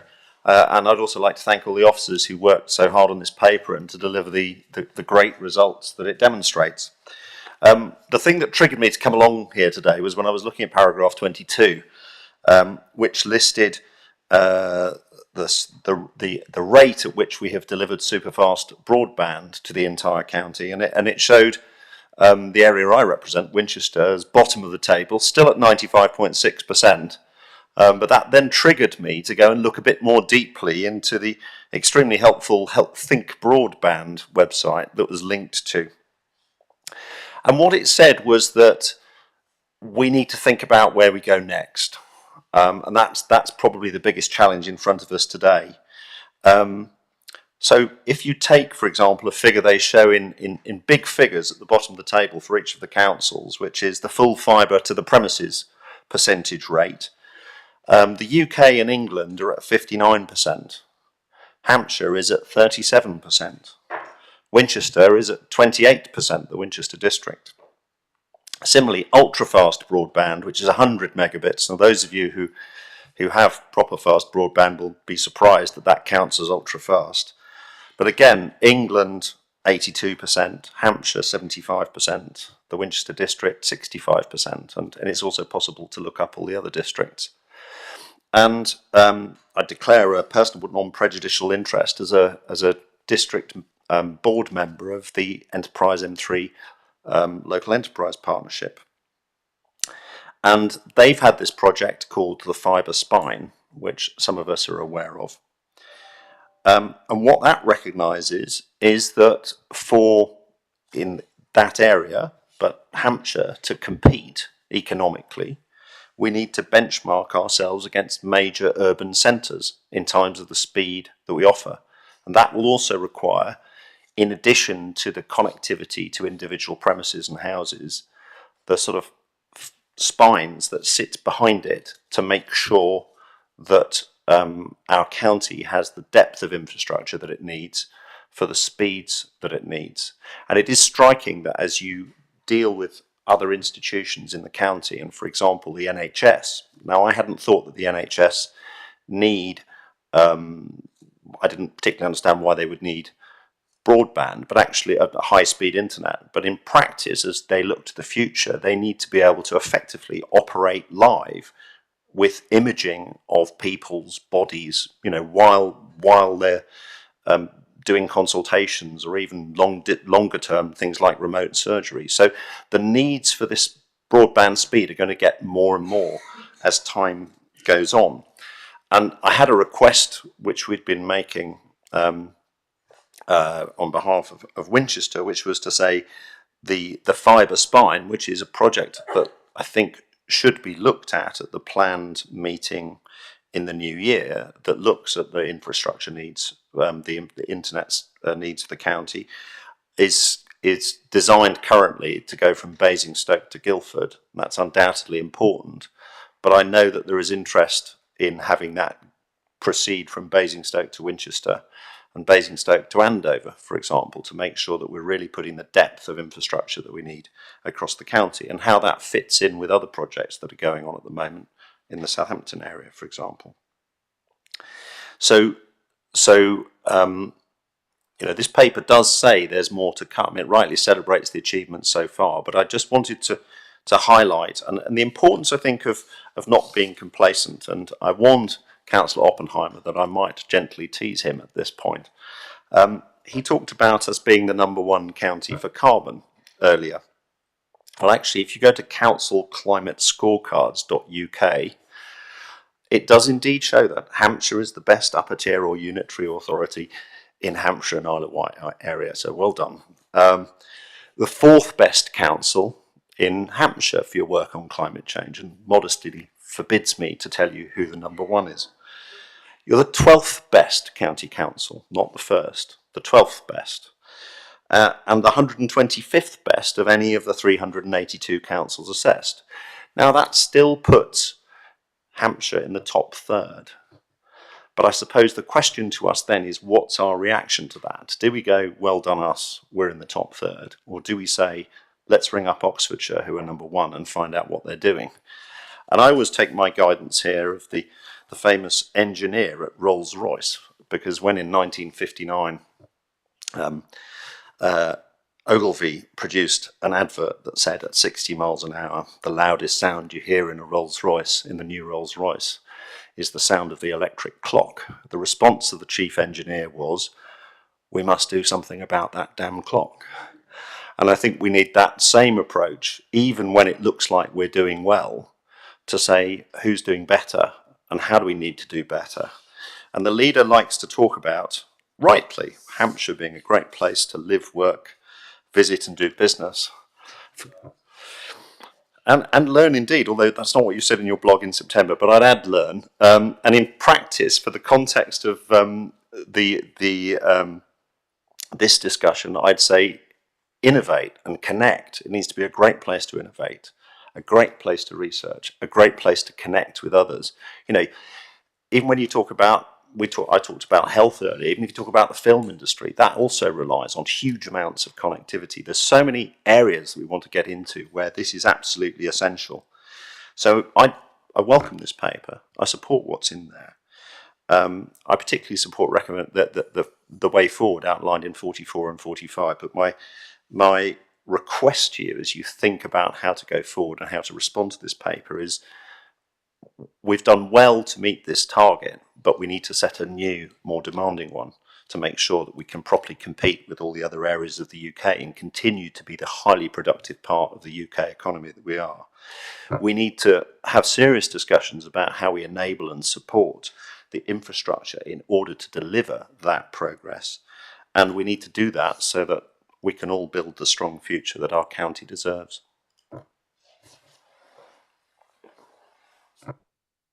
Martin, thank you very much, and I'm sure people would agree a lot there. But I also thank you for, I'll wait for Emma to come up, for saying, you know, you support the paper and all the good work that has gone on, because a tremendous amount of work has gone on. But it will always be the case, won't it, no matter what your figures are, if you're in the 1 or 2% that it hasn't got there at the moment, it's seen as not being a success. But I understand that. But that's why you make the points about what else can we do going forward in the future as well. So thank you. Emma, thank you. I'll ask you to present the report, please. Thank you. Thank you, Chairman. Good afternoon, maybe evening, members, and thank you for your patience. Yes, this paper is the first part of a two-part story.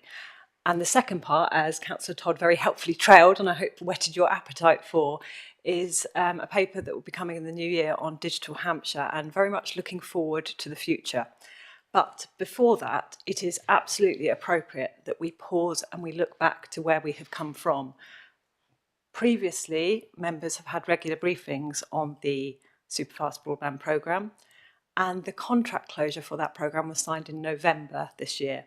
So it's absolutely appropriate that before we move on to the future, we properly close and reflect on that programme. So some terminology, we've already covered some. BD UK in the report is the government's Building Digital UK, the government's executive agency. Superfast broadband we talk about. Superfast is any speed above 24 megabits a second. You might hear it referred to as fibre to the cabinet. It is enough for you to work from home, your loved ones to play Fortnite, to live stream Netflix, to listen to Spotify all at the same time. And that is the programme that ran from 2010 to 2023. And the procurement, and that included two parts. The procurement phase of that, the infrastructure build, was led by Hampshire County Council, and it also included a community funding scheme to enable communities to themselves work together to bring in connectivity where it was not part of that rollout. We then, as part of that continuum, move on to Project Gigabit. Project Gigabit is up to 1,000 megabits a second, and many of us won't need that level of capacity right now, but within a very short period of time we will do, because we all know how quickly digital moves on. There's an overlap between Project Gigabit and Superfast Broadband, so there's a continuum of support. And the procurement phase of the build in Hampshire for Project Gigabit is led by BD UK, not Hampshire County Council. So that's the crucial difference. And it also includes two voucher schemes, two iterations of a voucher scheme to support communities. And just the footnote to that is that the Gigabit Spine that Councillor Todd talked to is a separate project entirely. So it's not the scope of this paper, but we will certainly pick it up in the next paper. And the final terminology is gain share. So when the procurement tenders were sent out to commercial suppliers, there was an estimate of how many residents would take up the offer, so how many residents would actually connect. If take-up was higher than expected, we could then, network providers were required to return a share of their profits back to the public purse, and that's what we mean by gain share. So the paper sets out the background. It acknowledges that it states that in 2010 the government acknowledged two things. Number one, the criticality of digital and good connectivity as part of our engagement with modern society. And number two, that the commercial market wouldn't reach all parts of the UK, or at least it wouldn't reach it very particularly quickly in all cases. So it launched the Superfast Broadband Programme. In Hampshire, we recognised that 20% of properties would be left behind by the commercial build, and so in 2013, local authorities were asked by BD UK to run the procurement, and that procurement involved £14 million of government investment, matched by £13 million of Hampshire County Council investment, £8 million from suppliers, and £1.25 million from our districts. That infrastructure build was coupled with a voucher scheme. So these voucher schemes are described in paragraph 24 of the report, and that would help communities that were not covered by those procurement contracts. I won't go into the details of those. Suffice it to say that Hampshire County Council recognised that those voucher schemes would not that not all residents would be able to take advantage of those vouchers because the cost to install was too high. So Hampshire County Council, through its gain share clawback, invested an additional £2 million in those voucher schemes to increase the accessibility for our residents, and that reached an extra 5,400 odd premises. And as part of that, we also lobbied government for an increase in the value of those vouchers. So you'll see that in the future Project Gigabit, vouchers are now worth £4,500 instead of £1,500. So it makes the build much more viable for local communities. So in terms of the delivery, by the completion of the project, we estimate that 97.8% of properties in Hampshire have superfast or better, so that's 115,000. And as Councillor Todd mentions, the table, paragraph 21 to 22, shows the delivery by district and how far we have come.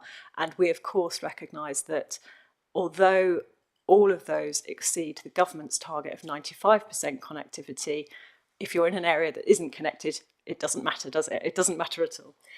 And that is generally linked to population density. So where we have lower population density, it's much harder to make a viable scheme. So that is the Superfast programme, and what that did, it's very, very clearly reduced digital divide in Hampshire. It has reduced isolation, increased rural prosperity, but we recognise those 2.2% of properties in Hampshire still don't have an acceptable level of connectivity.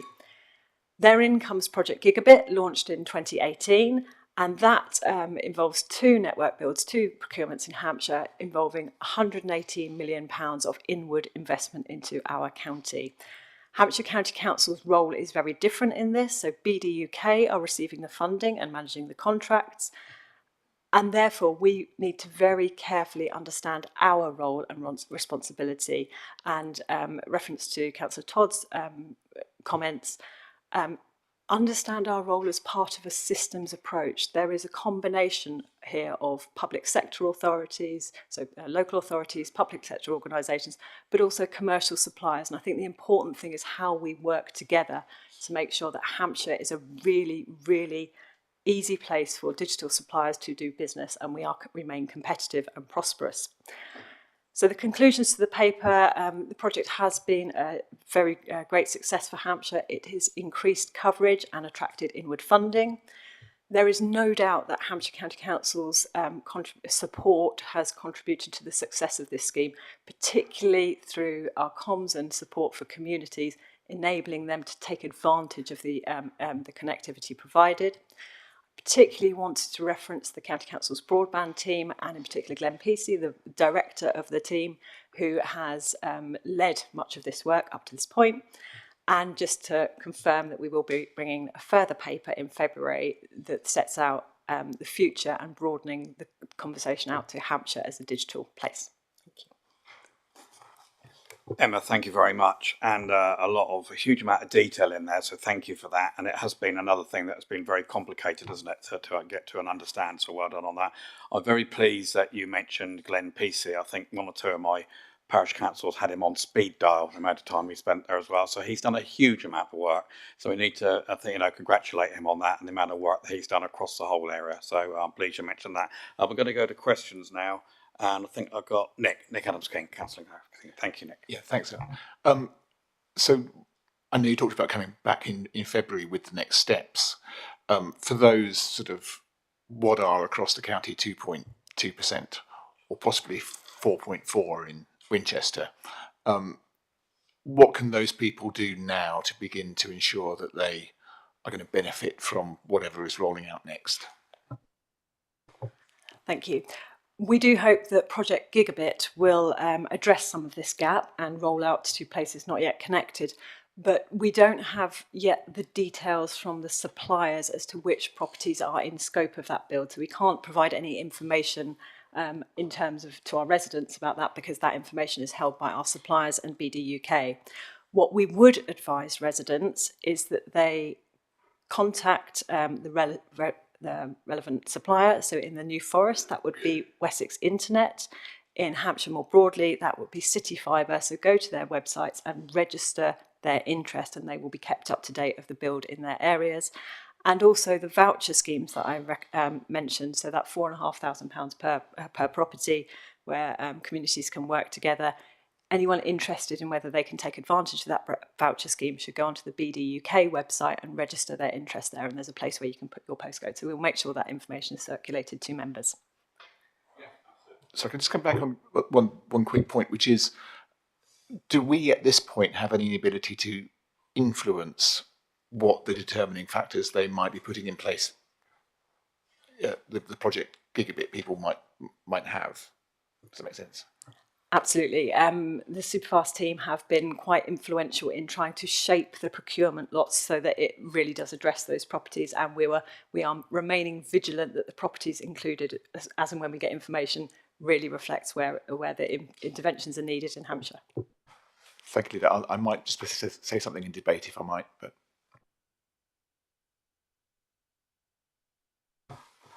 thank you very much. Thanks for the answer. Councillor North, Kirsty. Thank you very much, Leader. Thank you, Emma. I wanted just to add my thanks to Glenn as well for all his help. Residents in the rural part of my division were very grateful to him in securing their vouchers, and he had a very memorable meeting in Tangley many years ago now. But I actually want to ask you a question about the quality impact assessment attached to the report, which was really positive, and the role of the digital infrastructure improving inclusion across residents and communities in Hampshire. So I just wondered if you could expand a bit more on this in terms of the role of digital in the future. Thank you, Councillor North. Paragraph 8 of the report sets out some wording around digital inclusion and the importance of digital inclusion, and that really speaks to the fact that digital is a social issue as well as an economic issue. And the Good Things Foundation, who that quote comes from, also go on to explain that those already at a disadvantage are most likely to be missed out in terms of digital inclusion, and therefore that widens the gap that widens that opportunity gap and that disadvantage gap. Our equality to impact assessment identified a number of positive benefits across a range of protected characteristics. Age, we recognise that the benefits are across all age groups, and particularly that the number of over 75-year-olds who actively use the internet or are connected has risen from 29% to 54% between 2013 and 2020. And that we've also had the connectivity through the pandemic since then as well, so that is likely to be higher still.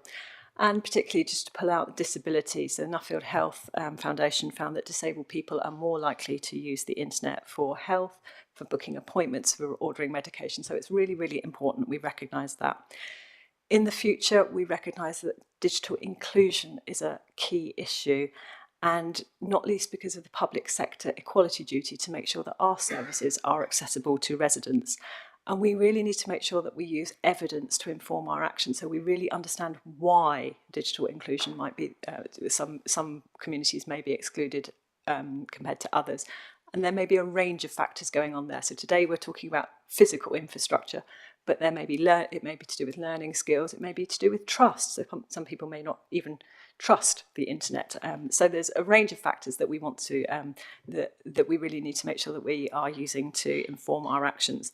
So that role of digital inclusion will form part of the next paper coming to Cabinet. Thanks, Emma. That's great. Thanks very much. Councillor Warwick, you have a question, Jan.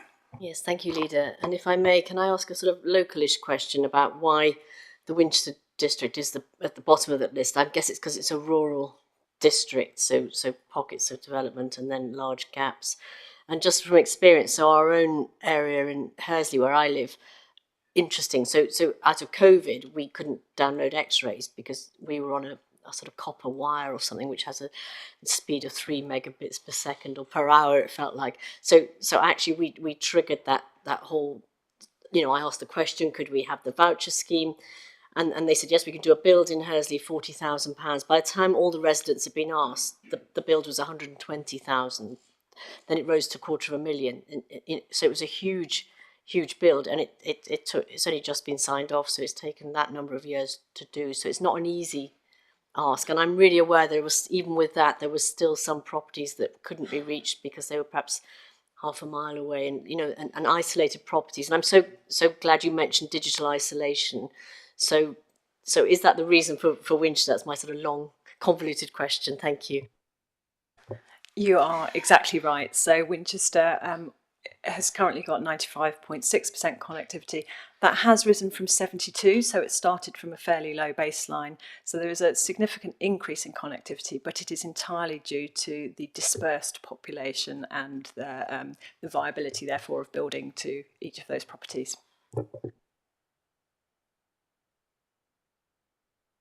Okay, sorry, now I thought you were into. If I can say I'm looking at the clock, Nick. But if you want a very quick debate with yourself, that's absolutely fine. Very quick. So no, I think this is really helpful and really great. I just wanted to answer Martin's point a little bit, which is to say that comparisons are odious, and I'm sure that Test Valley would be lower than Winchester had it not been for the hard work of Kate Bell, who's the former chair of West Tiverley Parish Council, and the installation of the Virgin Virtual Town in the middle of Test Valley, where much of the villages there were connected outside of this scheme. I think the really challenging bit, Emma, and the bit that I'm interested in, is that also there for a lot of us, you couldn't really call Hursley very rural in some respects, and there are in my area parts of Rownhams, parts of and most of Chilworth, which has never been able to meet the requirements of the rural part of the scheme, where their connectivity is worse than most of the rural areas now, and it's those areas that I think that we need to concentrate upon next, because there are strange pockets that find themselves just too far from the nearest cabinet or whatever is causing it, and that's the challenge for us. So it's good to hear that we can influence what is happening. Okay, thank you, Nick. Did you want to answer any of that, Emma, or maybe not? No, okay, thank you. Nick, understand that, and you made those points to me earlier about that it's not just rural areas. There are other areas and pockets as well that need to be addressed as well. Emma, thank you. I just want to say, in terms of, we need to remember, and you said it and I said it, Emma, this is a massive programme and actually hugely successful, and a huge amount of time and effort from the County Council's point of view. Understanding the points that Councillor Todd as well, in some areas there still needs to be work, but I think you've addressed that as well, and we understand our position, as you said, going forward, what our role is in that, and how we go forward. And I think that's important that you made that point, and we all understand that. So thank you, I really appreciate that. We will just go to the recommendations as set out on page 49. Looking at members to agree the recommendations. Great, lovely, thank you very much. Thank you, Emma. Okay, we are now going to go on to the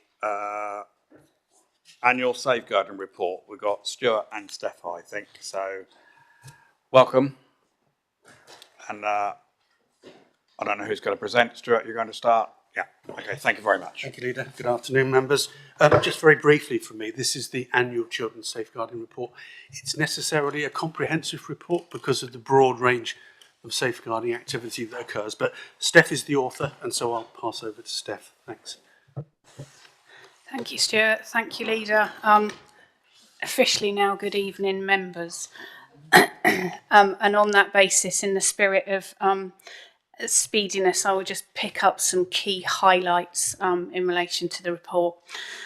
So section 7 of the report just reminds members that all of the services that I'm responsible for in children's services are fastidiously and forensically inspected by Ofsted So you will be aware back in 2019, and there will come a point soon that I'll not need to refer back to 2019, I'm sure. We were found to be outstanding across all domains. Since that inspection, we have now had an annual, albeit not fully graded inspection every year, the last being in February last year, which was a focused visit, which predominantly looked at our children in care. And again, the outcome of that was extremely positive. And the purpose for just raising that is that everything that Ofsted look at forensically assures us every time they visit that we are very effectively safeguarding children and ensuring that we're delivering services to the best of our ability. Section 10 just takes you through some national developments. I'm not going to go into it in any detail, but I have made reference to child exploitation. It is an ever-growing challenge and problem for us. You will have heard of issues such as county lines, etc. But just to assure members that this is robustly overseen both through the Hampshire Isle of Wight, Portsmouth and Southampton exploitation strategy, our strategy exploitation group, but also locally every single district within Hampshire Children's Services manage and run their own missing, exploited and traffic meetings to really look at that general data that is very much local to them. Sections 11 to 16 goes into a significant amount of detail about our data, and I promise you I'm not going to take you through all 150 of my key performance indicators and how well we're doing against them, but really just to pick up the key points that it is extremely busy. The demand currently on our services is unprecedented. We do not expect that that will reduce in any way at all, and we expect the demand to continue. Not only is the demand increased significantly, but the complexity of the needs that we are dealing with on a daily basis is resulting in us needing to deliver services in a much more complex way is significant as well. Our performance remains very strong. So, for example, our assessment timeliness, so from the point at which we accept that we need to do an assessment based on our threshold, we remain in the 90% of all of our assessments completed in time, even against that backdrop of the demand being significant. You'll be aware we have an increased number in our children who are seeking asylum. And that has increased significantly. In fact, we have over double the number of children who are seeking asylum. And at the point of writing the report, we were not at our national transfer scheme of 0.1%, but we are now. And we continue to make sure that we are playing our part to offer those children asylum in this country. And people will be aware of the significant financial cost of our children looked after.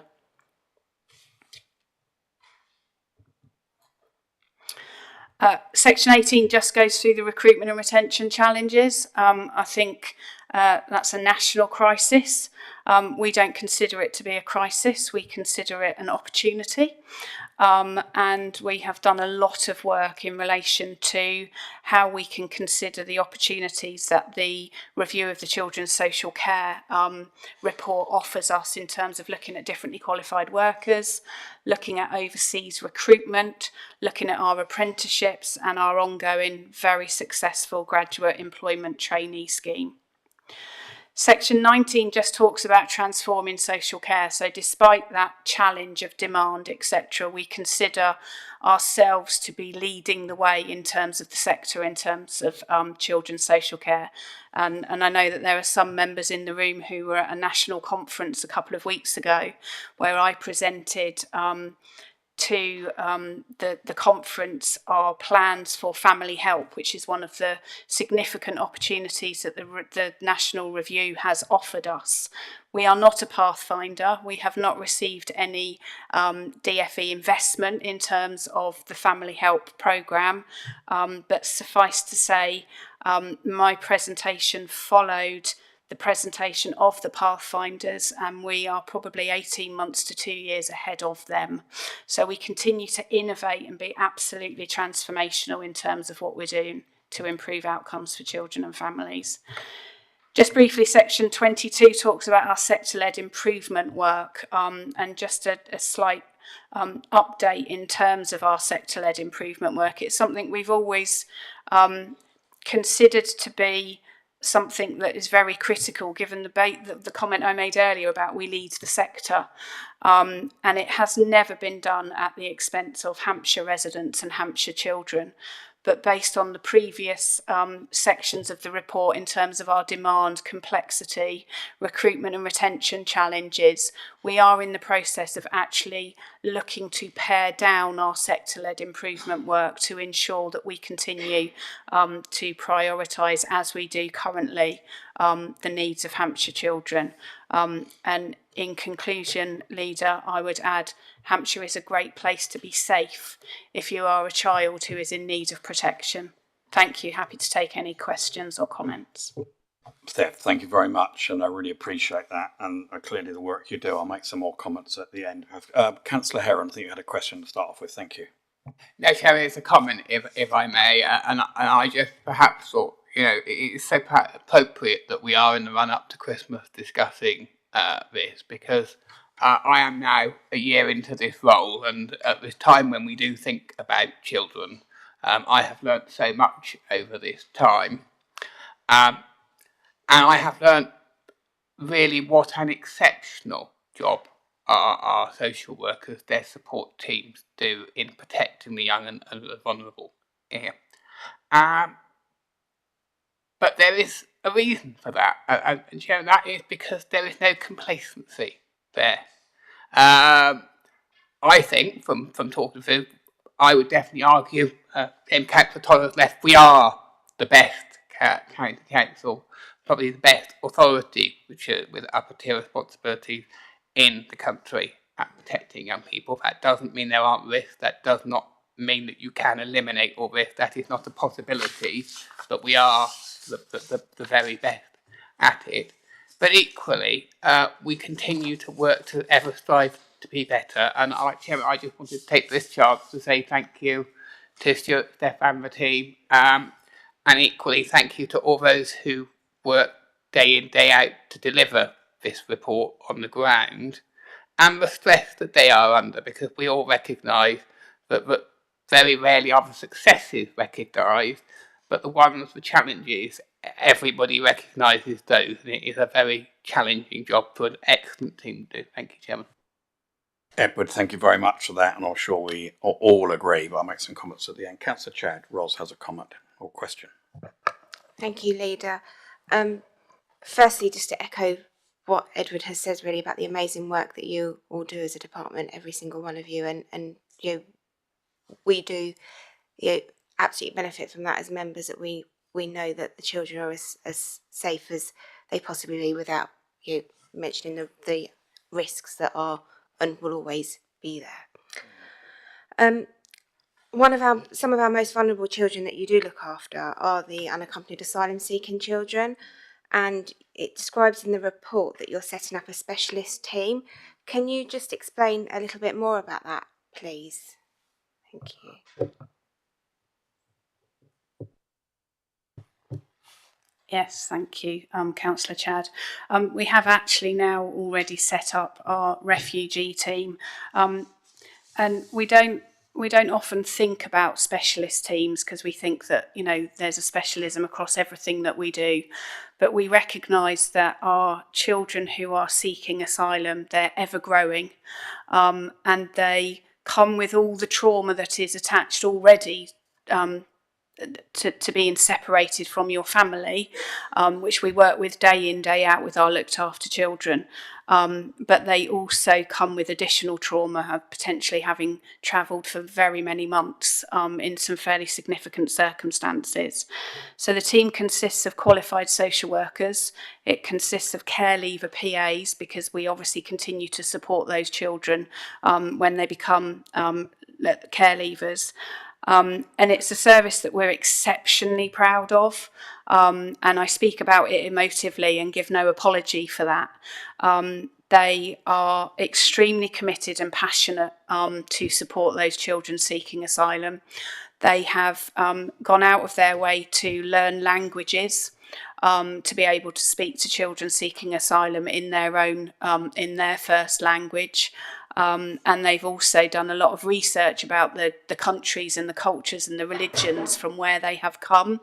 So it is a team that is a specialist team that we're very proud of, and are really confident that our children seeking asylum in Hampshire are getting an outstanding service because of this team. Thank you, Steph. Any further questions from any members?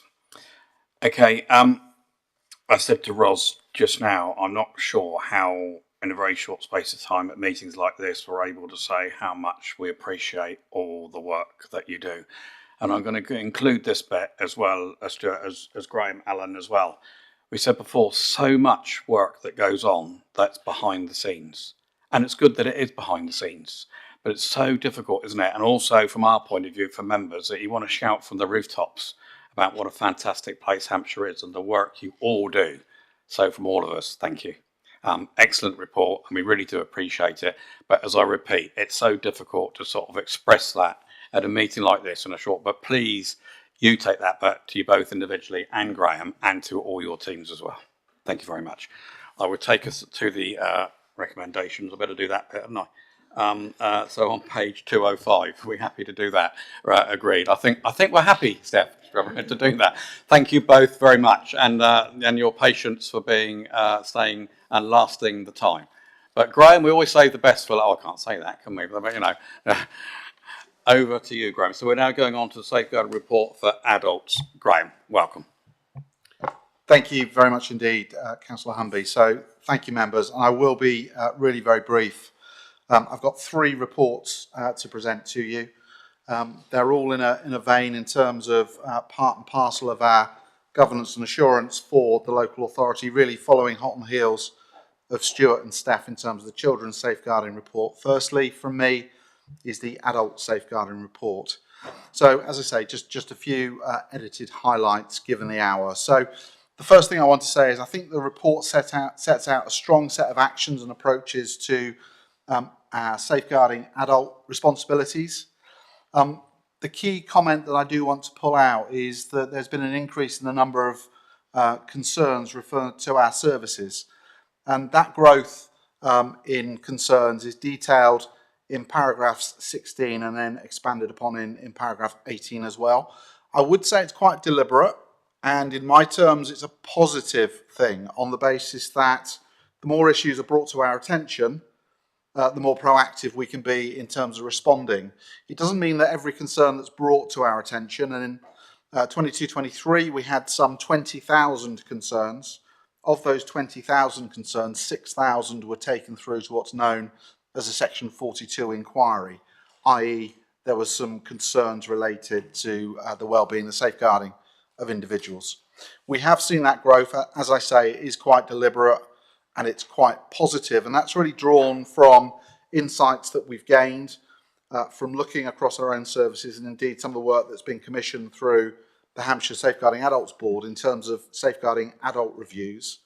And the main factors for that growth across our communities has been factors relating to self-neglect and also mental health concerns.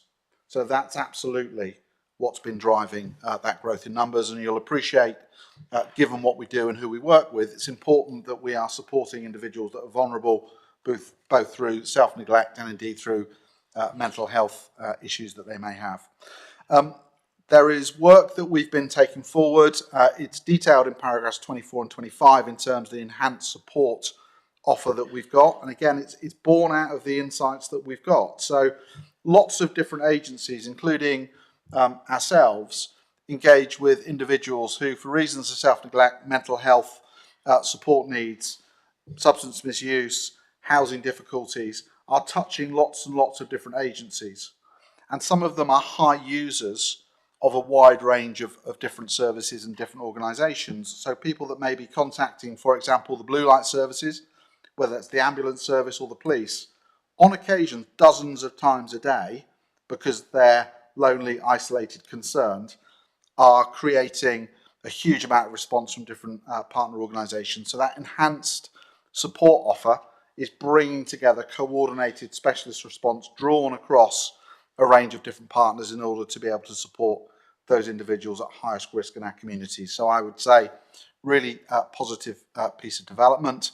Alongside that, work that we've undertaken at our front door, what's known as the Contact Assessment and Response Team, CART, and our multi-agency safeguarding hub, similar to children's, receiving multi-agency concerns that come in, able to triage and resolve them and act quickly. Beyond that, I would point you, and this is where I must declare a vested interest. I chair the Hampshire Safeguarding Adults Board. In paragraph 42 of the report, there is a link to the annual Hampshire Safeguarding Adults Board report. It's an interesting, useful document. It touches upon that multi-agency environment that we work within and the support that's provided. Leader, beyond that, I'll stop for now. Thank you. Graham, thank you very much. I'll make a few comments in a minute. Any questions? Councillor Oppenheim, Russell. Graham, thank you so much for the report.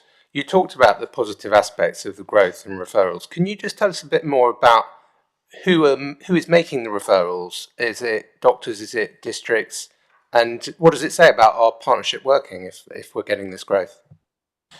Yeah, certainly. So in terms of the where referrals are coming from, there is some detail within the body of the report in terms of particularly those people with the most complex needs, where those referrals are coming from. And it's from a range of different partners. It's from members of the public. It's from family. It's from neighbours. We are seeing that growth, and there's something here which is why I refer to it as a positive thing. It's about awareness. And we had a conversation within the Health and Adult Social Care Select Committee when a version of this report was tabled a few weeks ago, in terms of what do we require people to understand in terms of what safeguarding is and what safeguarding isn't. And really my response to that question was, if somebody's got concern or they're not sure, we would rather receive it as a referral so that we can then either bring it into the system or we can do something else with it by way of resolution. We are seeing a wide range of different referral routes, particularly from colleagues in housing services, from blue light services, police, and also fire and rescue, but also from communities, neighbours, district and borough council partners. Slight difference from NHS referrals, whether it's from primary care or indeed from community services or from the NHS. There are some referral routes that they have internal to their own structures. Some of those come and are shared with us. Some of them don't. They're dealt with by those receiving organisations. So generally, they're coming from everywhere, and that's something that we welcome and support. Okay, thank you. Any further questions from anyone? Graham, thank you. And as you heard me say to Stuart and Steph, and absolutely applied exactly the same to yourself and your team as well. So thank you for the report and generally all the good work that you and your team do to putting all that together, and the assurances that we know our elderly residents are being looked after and cared for, and all the things you said as well. So huge thank you for that. I will take us with no further questions into the recommendations as set out on para 221 in the report. Thank you.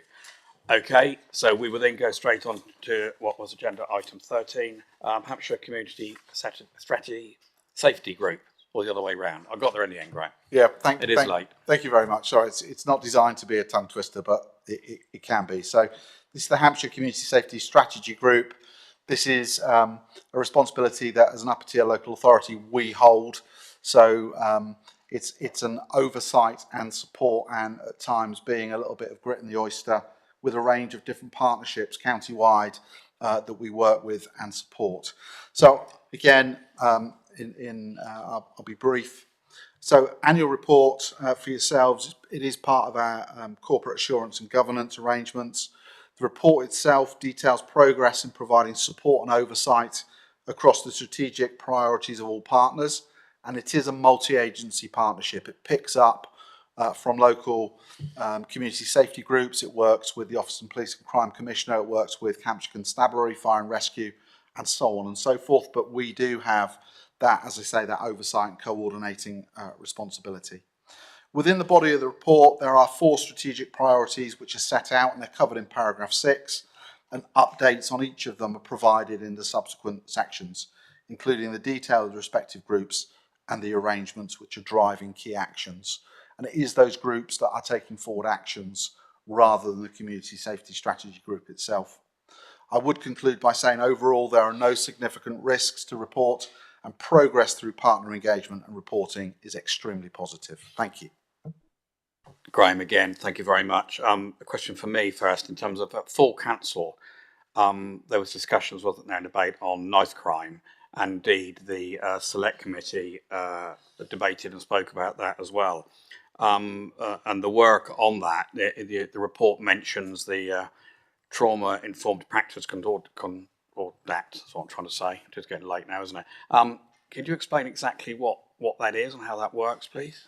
Yeah, of course, and thank you. So the Trauma-Informed Concordat is effectively, it's an agreement and understanding across what are known as anchor institutions. And anchor institutions are the likes of ourselves, the County Council, but also Hampshire Constabulary, Fire and Rescue, and the NHS. And we've all signed up. There's something like 16 signatories to the Concordat. We're all signed up to understanding factors and sharing across our organisations, learning, development and training, which pick up some of those root causes. So what can escalate some of the concerns that we see within our communities, whether that's knife crime or indeed alcohol, drug misuse. And some of that is factors which are only too well known to my colleagues in children's services and indeed in our adult services. So it can be a mix, the toxic trio as it's known within the trade, but it picks up on typically things like adverse childhood experiences, which can be experienced violence as a child, observing drug, alcohol misuse as a child. Some of these things can be precipitative in terms of, as a child, if you witness, or you experience the chances of you exhibiting some of those behaviours as an adult. So it's about getting under the skin of it and working collectively and showing some of that insight and some of that awareness across all of our services. Great, Graham, thanks very much. Councillor Chad, you had a question, Ros. Thank you, Leader. Just moving on to the county lines, could you just clarify why, with the good work going on in county lines, the drug misuse still appears to remain quite high? Yeah, thank you again for the question. And I was warned in advance I might be asked this one, so I've been able to do a little bit of digging and some research in preparation in case you chose to ask it of me. So what we've got in terms of county lines is a clear priority for us. It has been for now a number of years in terms of disruption to what is effectively a business model which operates across the country in terms of drug delivery mechanisms to local areas. Alongside that work, and it's about disrupting and stopping that drug supply and demand. Some of the actions that are then taken forward is in terms of reducing use of drugs. Now, there's some great work that's taking place. We've got teams working both between the local authority and indeed Hampshire Constabulary in terms of that county lines disruption route and supporting young people and others caught up in it. There is a range of criminal activity that's associated with that. That's why we've got focus on county lines. Beyond that, in terms of the drug substance misuse issues, there is continuing concern in terms of drug misuse across the country, not only here in Hampshire. What we have seen, and we have seen this, I think, not only through our disruption of some of those drug channels and mechanisms through county lines, but also through some of the great work we do through our public health service in terms of substance misuse treatment. We have seen drug use and harm changing. It's a very, very dynamic range of risk issues. It's based on a whole number of different factors, including social and economic trend. As I referred to, drug dealing is a business model of sorts.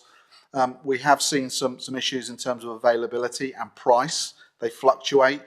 That risk then fluctuates as a result. So there is work that's taking place to absolutely reduce the incidence, the use of opiates and crack cocaine, but we're then seeing other drugs starting to come to the fore.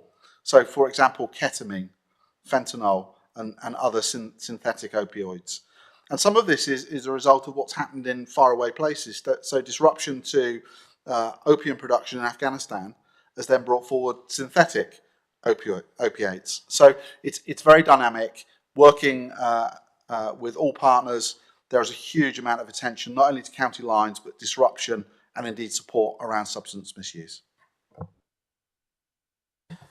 Thanks, Graham.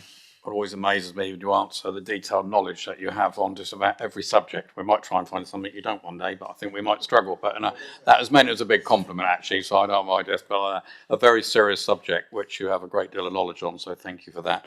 Any further questions for any members? Okay, we'll go straight to the recommendations, and please set out on 2, 3, 7. Everybody happy and content to accept the recommendations? Okay, as set out then, thank you very much, all approved. We'll go straight on to the final agenda, item 14, the annual Prevent report. And Graham, you're back on. Thank you very much indeed. So yeah, and again, I will be brief. So this is a report we bring to Cabinet each year. It's an interesting report because in many respects, it doesn't say an awful lot. It doesn't provide a huge amount of detail, but I know Cabinet will appreciate the reasons why the report is structured and written in the way that it is, given the sensitivity of this particular subject overall. So, within the report, and the report does hopefully provide an insight into the work that we do, which is in the pre-criminal space.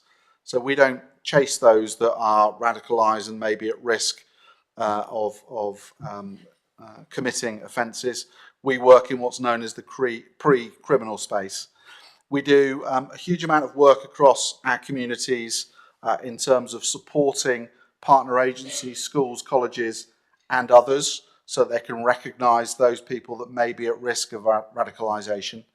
And we also do a huge amount of work in terms of what's known as Channel. And Channel is the official part within the overarching contest strategy, which seeks to move people away from radicalisation through a supportive process where necessary. We work very closely with colleagues in children's services, indeed with police, but in particular with schools and colleges. And I would particularly commend to Cabinet the work that takes place day in, day out by our schools and colleges, working with our small dedicated team within the local authority, but also with partners in districts and boroughs who have responsibilities for community safety in order to support individuals within our communities.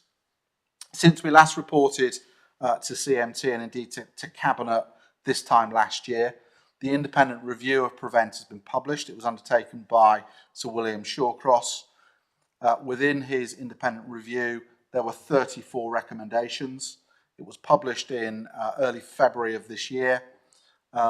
In May of this year, the Home Secretary accepted all 34 recommendations, and those recommendations come into law on the 31st of December. Alongside the Prevent responsibilities, we are still waiting for refreshed Channel guidance, but based on the work that we've done, the insights that we've got, we're in a good position to respond to whatever that refreshed guidance may bring.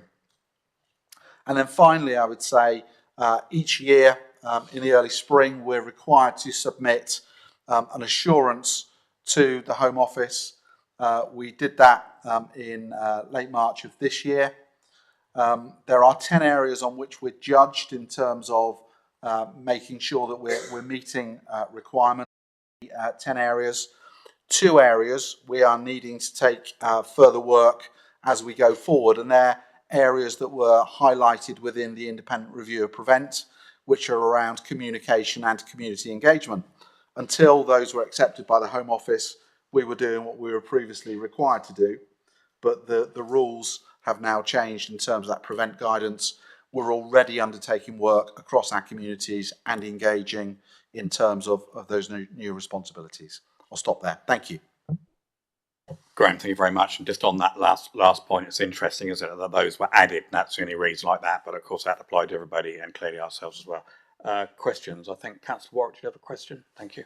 Yes, I was going to ask you on an update from the Home Office report, but you've indicated that. But I just wanted to ask about horizon scanning. How much do you feed back to counter-terrorism, or how much do they feed back to you of what's likely to be happening next? I guess you follow the news closely, but just how does that work in practice?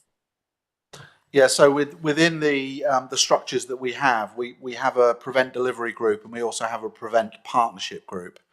The prevent delivery group is inward facing in terms of responsibilities that sit within the county council. So, for example, there are particular requirements that we need to achieve and have oversight in terms of making rooms available to outside organisations. We need to go through checks in terms of making those rooms and other resources available for obvious reasons. Our partnership group is a wider partnership group, and that includes counter-terrorism policing South East. So they travel with us at every single step. It's something that we feed into, and they also feed into us. So, for example, on our website, we're required by the Home Office to have a prevent referral form. That prevent referral form, if a member of public completes it, it's initially received by Counter-Terrorism Policing South East, who triage it, and then subject to that, it may come to us if it then relates to a channel referral, for example. So it's a very symbiotic relationship that we have with Counter-Terrorism Policing colleagues. Just checking, no further questions, many members. Liz, do you want to? Do you have, no? Okay. Right, Graham, thank you very much. And I'll sort of refer back to my comment about what goes on behind the scenes, and I couldn't think of a better example about what you've just been talking about and what happens, you know, and all that work that goes on that can't necessarily be shared, everything else as well. But it's reassuring to know that it is all going on, and I'm interested that you note about the work going on in the schools and colleges as well. So thank you for that. So thank you very much, and thank you for bearing with us till to this, you know, fairly late hour. That's a nice time common for our cabinet meetings to do that. So very much appreciate it and everything you do as well. And please take back to the team everything that we've mentioned as well. I'll just quickly then go to the recommendations as set out on page 247. All happy to agree those? Okay, thank you. Right, I just want to very quickly say thank you, Graham. I just want to quickly say thank you to everybody that's stayed to the end, if I can put it like that. Not that you could go anyway from that point of view. So yeah, it's just my fault that you're here. But I do want to thank Joe for keeping me in order as usual as well, and to David, and to Rob, and to Carolyn, and to Susie, and our friends from the press as well, and very specifically to Councillor Neville Penman, who has stayed the course. Well done, Neville. Very much appreciated. We'll bring the meeting to a close, and please can I ask that the webcast be stopped. Thank you very much. And let me know when that has